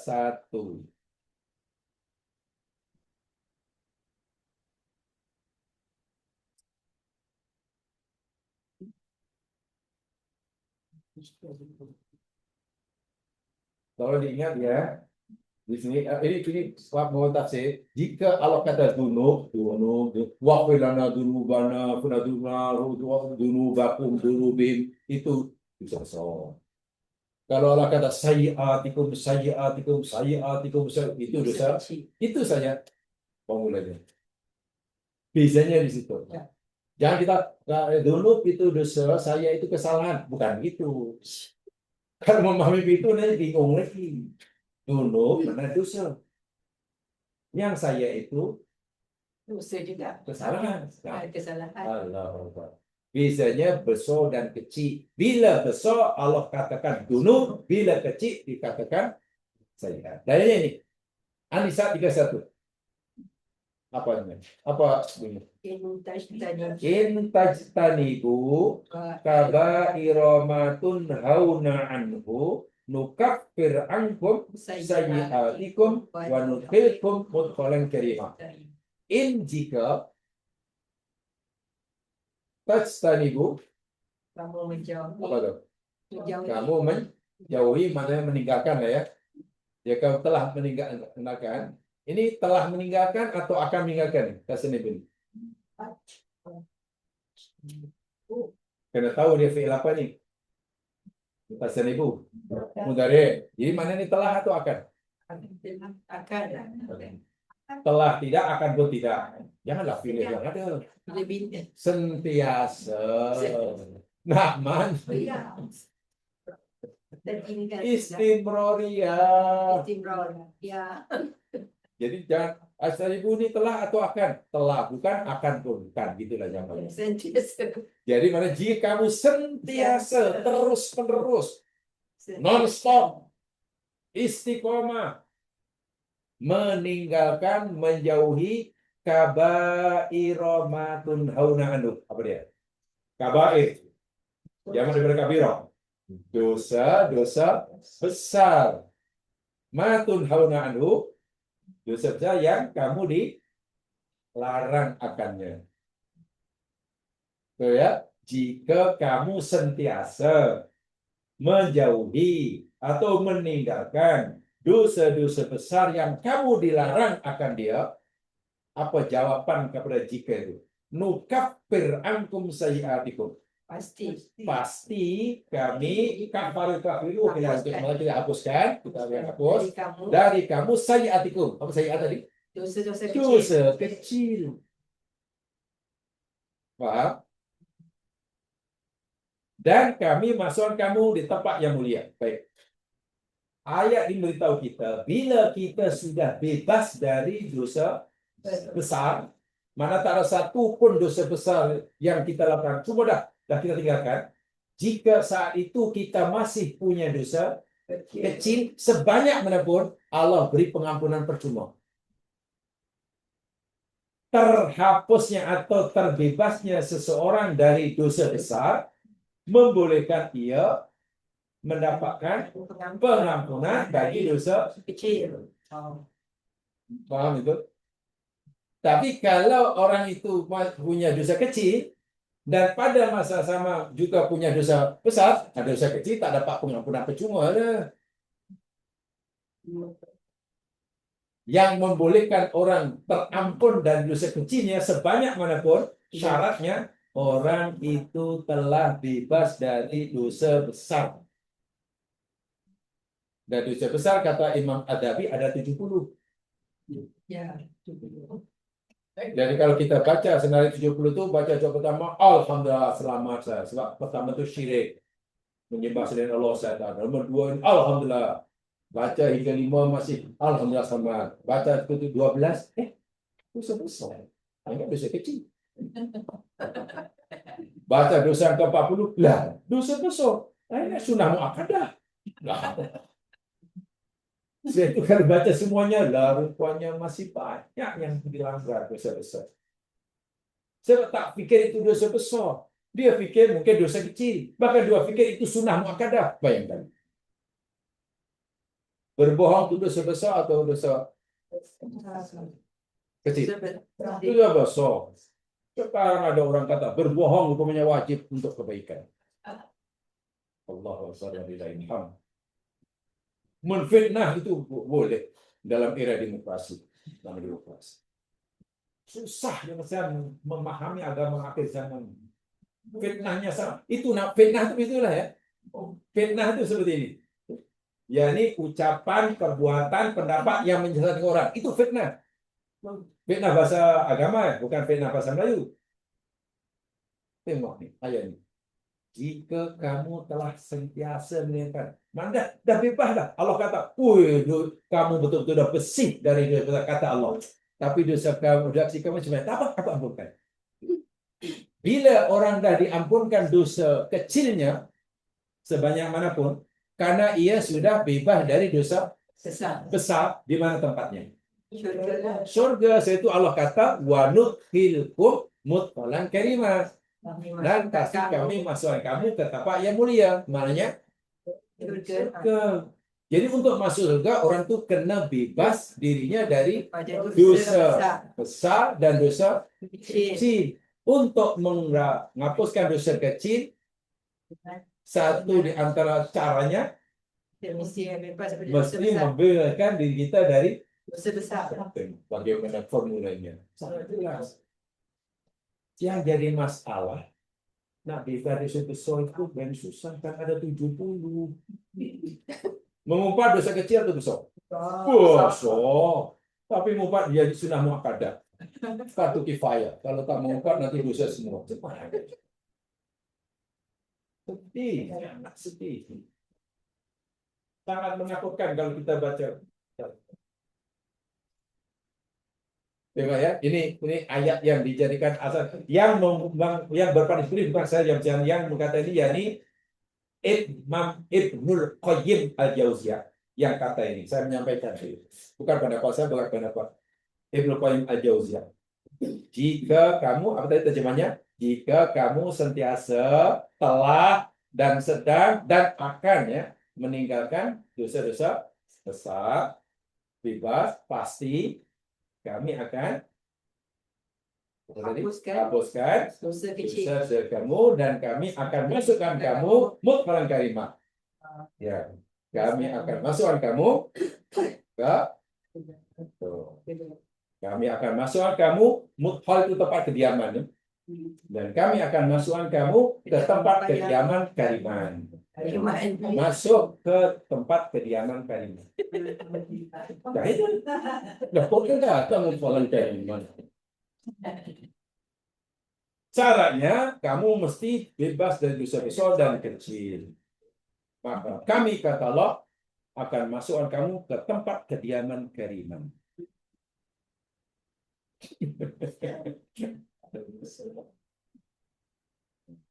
Itu bisa ya, dulu dosa besar, sayiat, dosa kecil.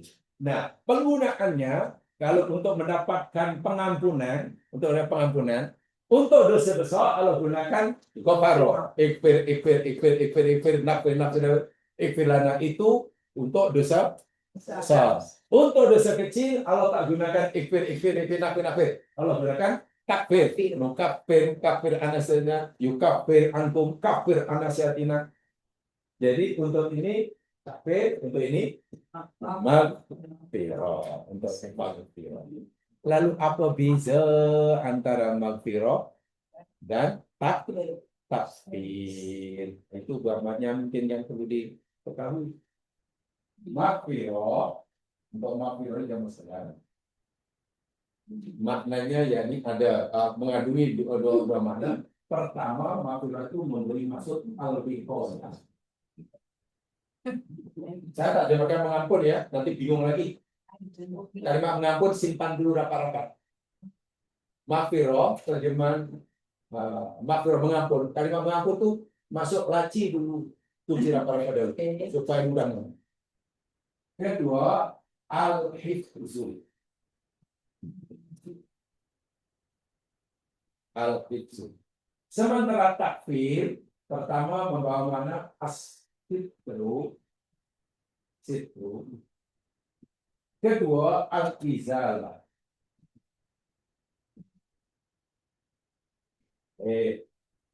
Kalimat maghfirah atau wakfir yang terjemahan Melayunya karena kita tak punya perbendaharaan kata yang cukup, ampunilah itu. Maksudnya apa? Kita mohon agar Allah, bila Allah bagi kita maghfirah, yang kita terjemah Allah bagi pengampunan itulah, bagi dosa besar, maksudnya Allah akan bagi kita wiqayah. Wiqayah itu mana? Penjagaan, perlindungan. Dan al-hifdu, pemeliharaan. Jadi orang yang Allah bagi maghfirah, aku akan yakfir kamu. Aku akan beri kamu maghfirah Tuhan kamu. Maknanya Allah akan beri pada orang itu perlindungan, penjagaan, pemeliharaan, pendinding, apalagi yang semada dengannya. Bila orang itu sudah dilindungi oleh Allah, dijaga oleh Allah, dipelihara oleh Allah, apa yang ditakutkan? Mana ada madarat yang boleh menimpanya? Jangankan musibah dunia, api neraka pun tak mampu membakarnya, karena dia sudah dilindungi. Jadi maghfirah itu maksudnya perlindungan Allah, penjagaan Allah, dan pemilihan Allah pada orang itu. Istilahnya, katalah suruh duduk di jahanam ribuan tahun pun, ya tak rasa apa-apa, karena Allah sudah melindungi. Jadi kalau kita kata astagfirullahaladzim, yang kita terjemahkan biasanya, ya Allah, aku mohon ampun. Itu kan terjemahnya kan. Maksud yang sebenar, maknanya kita mohon pada Allah agar Allah lindungi kita, jaga kita, dan apa lagi? Yang semana dengannya, kita minta perlindungan. Perlindungan daripada siksanya, perlindungan daripada nerakanya. Itu untuk dosa. Adapun takfir, kafir ada sesuatu itu makna takfir itu pertama as-sitru, menutup. Sitrun maknanya menutup. Sitroh kan sutra itu tapak ini sutroh ini. Ini sutroh lah. Alas meja ini. Sutroh, sitrun itu menutup. Jadi tak nampak. Lawannya sitru. Kalau sitru malah nampak. Saya pun tak paham bahasa ini. Bahasa Quran sitru itu nutup tak nampak, di balik tak situ tuh nampak. Itu di situ. Tak tahu.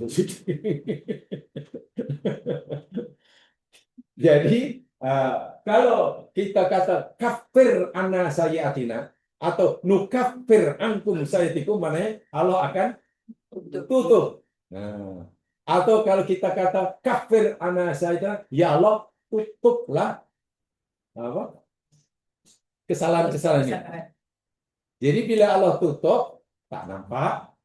Bila Allah tutup, kita tak lagi dipertanggungjawabkan.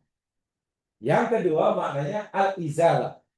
Izalah maknanya menghilangkan, menghapuskan, menyahkan. Wow, bahasa sastranya menyahkan. Nyah ya kesannya. Nyah. Nyahkan.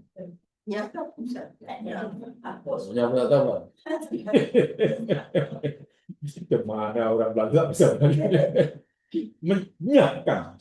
Mana iya. Ngapus sama sekali.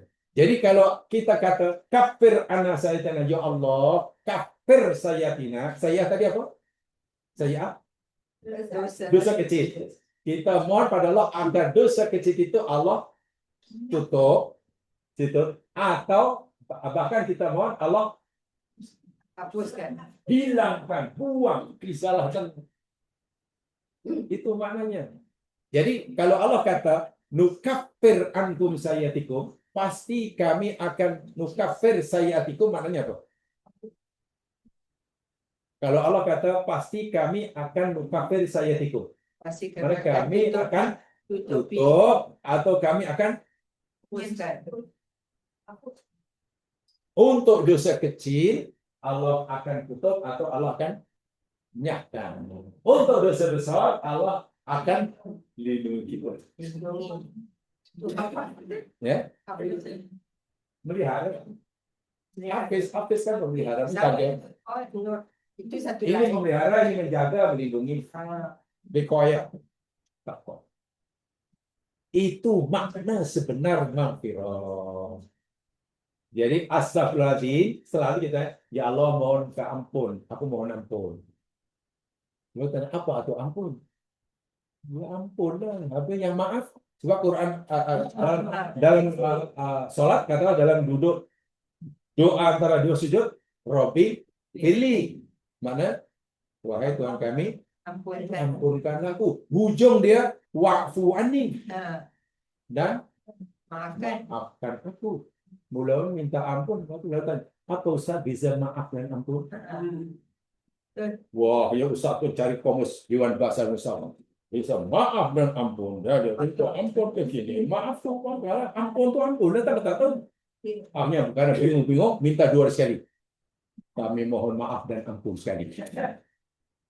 Itu bukan belajar tafsir.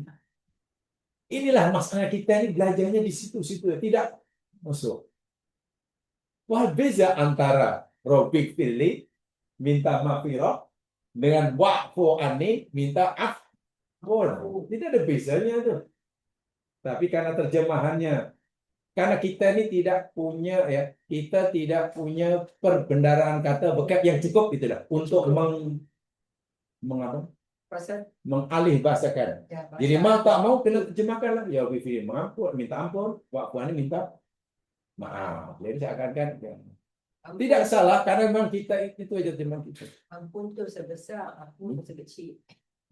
Makanya ada usaha kata, mengampun itu mana untuk dosa besar. Kalau untuk apa maaf dosa Cik tu. kurang begitu Ustaz. Tapi kalau tanya Al-Quran, salah. Jawaban itu salah 100%.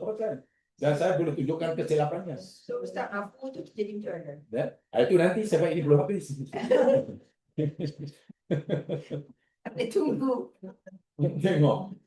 Ramai orang punya ampun untuk dosa besar, betul? Benda maaf. Maaf untuk dosa Kecil. kecil. Seakan-akan betul-betul. Wah, kalau rujuk pada Quran, salah. Tidak begitu.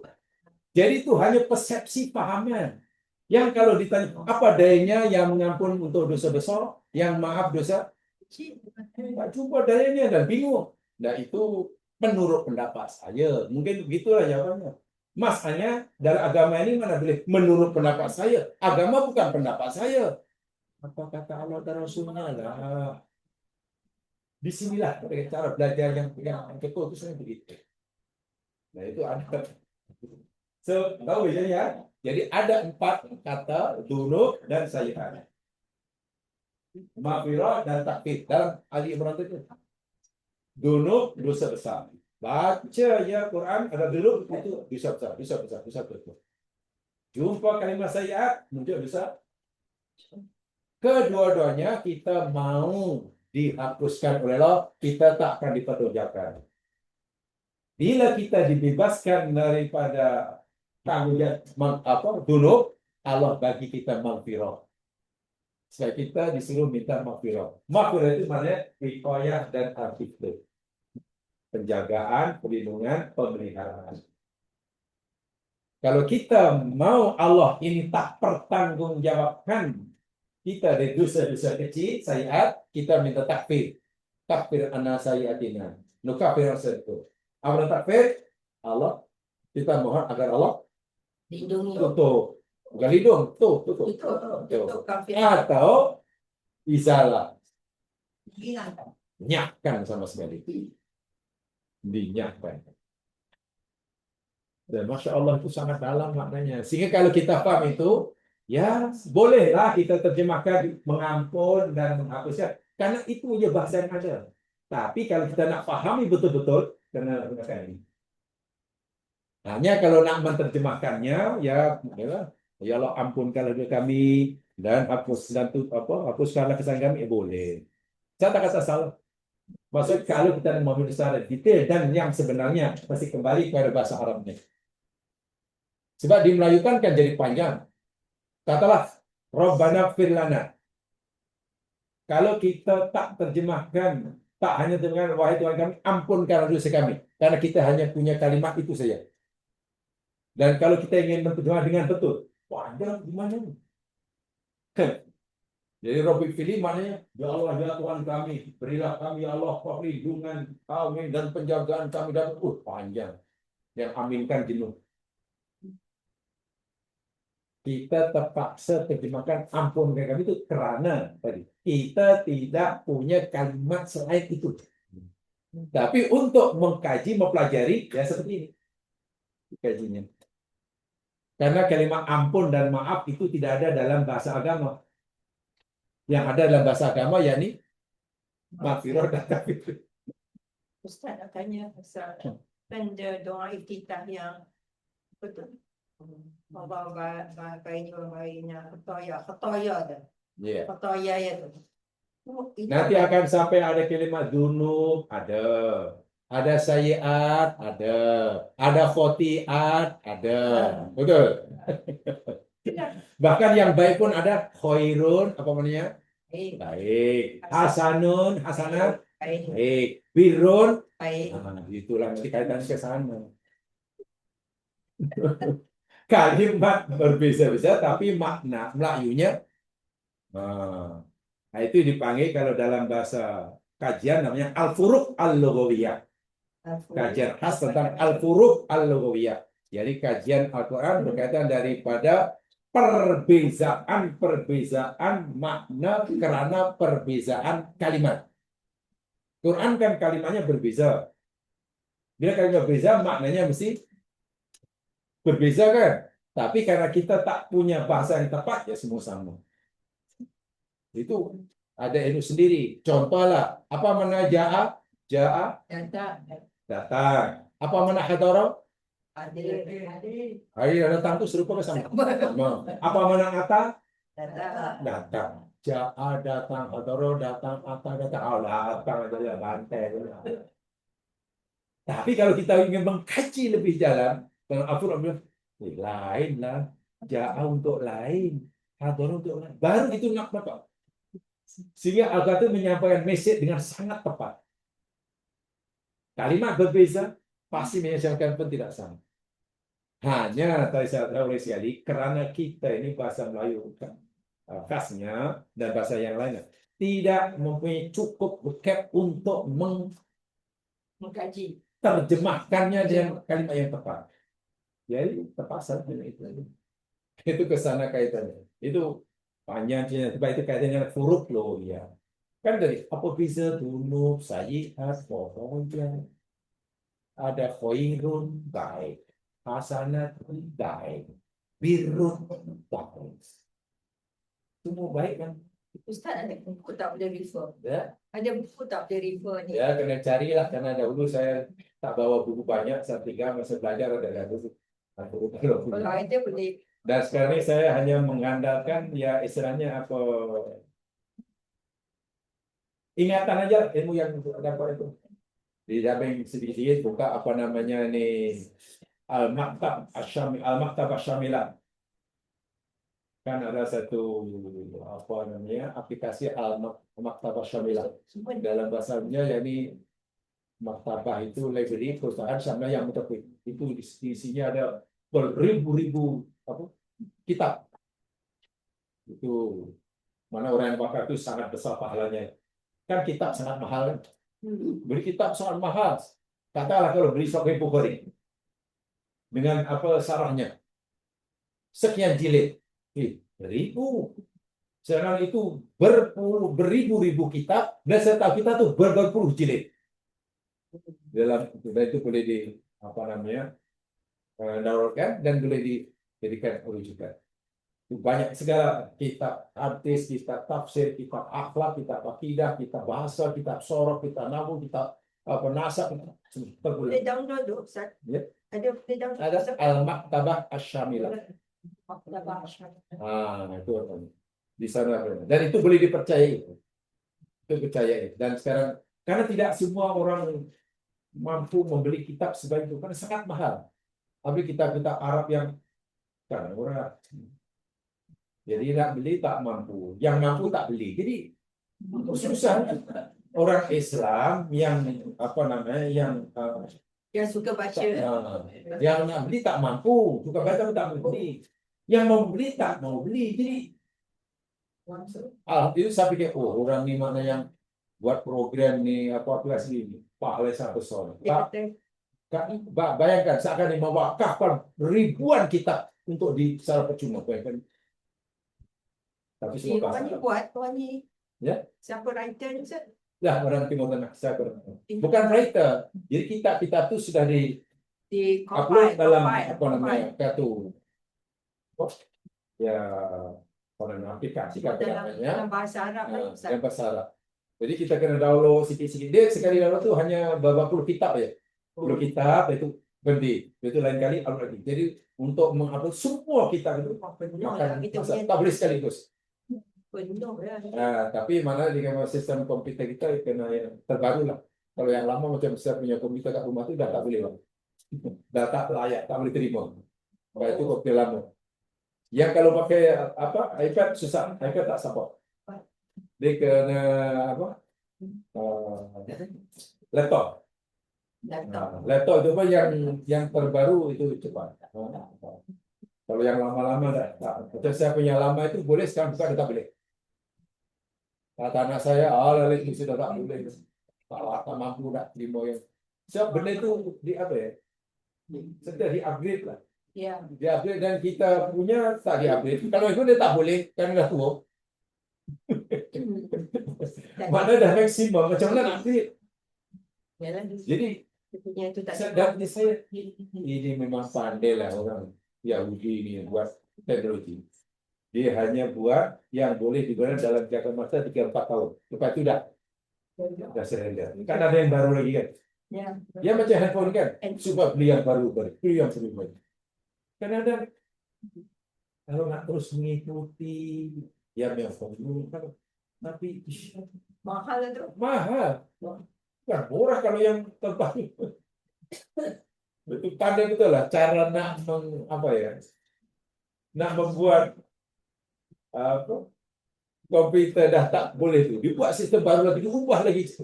Lah, kita jadi bingung kan. Anak-anak muda memang pandai. Ya iyalah orang yang profesional memang perlulah untuk itu. Tapi lah agama pun saya ada tapi ya taklah terlalu tinggi karena itu tadi peralatannya device-nya mahal. Tapi yang kita harap itu jalan. Janganlah sampai aplikasi di update lagi kita tak boleh terima. Ya contoh saya punya laptop kat rumah, dia tak boleh dah. Heavy. Lah apa ini? Terlalu berat kayaknya dah. Pasal dia punya kemampuan itu terhad kan. Dia pandai lah orang niaga ni kata saya. Ya kalau tidak rugi kan. Beli laptop sekali 50 tahun masih boleh dipakai itu kan. Rugi kilang dia. Itu pandai lah. Ya tak apalah itu urusan mereka urusan dunia. Saya kurang ada manfaat walaupun belum sepenuhnya. Wallahu alam itu saja. Banyak kita bicarakan. Nanti yang tak tahu siapkan dan simpannya pertanyaannya nanti sampaikan masukkan pertanyaan. Bila mampu saja, bila tidak wallahu alam. Tapi insya Allah semua pertanyaan saya akan jawab. Walaupun jawabannya mungkin hanya sekadar wallahu a'lam. Ya. Insya Allah semua pertanyaan saya akan Pada jawab. yang tak tahu. Walaupun jawaban itu hanya sekadar wallahu a'lam. Itu ucapan paling selamat. Allah aja ya. Tapi kalau kita jawab wallahu a'lam, kita tak layak jadi wakil rakyat. Karena pasti tak ada yang pilih. Wakil rakyat jadi menteri tanya wadannya wallahu a'lam. Terima kasih. Memang tak akan terpilih. Jadi ahli politik mesti pandai. Ya, kalau ditanya macam mana rasa gula, Tuhan menurut pendapat Bapak gula rasa macam, jamnya jelaskan. Rasa gula jangan manis kan? Politician tak akan jawab manis. Oh, gula rasanya tidak pahit. Nah itu jawaban pun. Tidak pahit. Jadi wartawan pun tidak pahit. Kan macam-macam tidak pahit boleh jadi. Dia tak akan cakap manis. Ya politis yang gitu. Jadi yang menyusahkan benda yang mudah dan memudah-mudahkan benda yang membesar yang kecil bahkan yang besar. Itu hidup saya itu bagi saya pernah sangat pernah. Cara untuk mengikuti tapi tak pernah itu pasti. Penat ya. Saya ingat pernah. Wallahu a'lam. Masing-masing jalan yang dipilih karena masing-masing bertanggung jawab seorang-seorang di hadapan. Subhanakallahumma bihamdika asyhadu an la ilaha illa anta astaghfiruka wa atubu ilaik. Wa tawassaw bil haqq wa tawassaw. Assalamualaikum warahmatullahi wabarakatuh.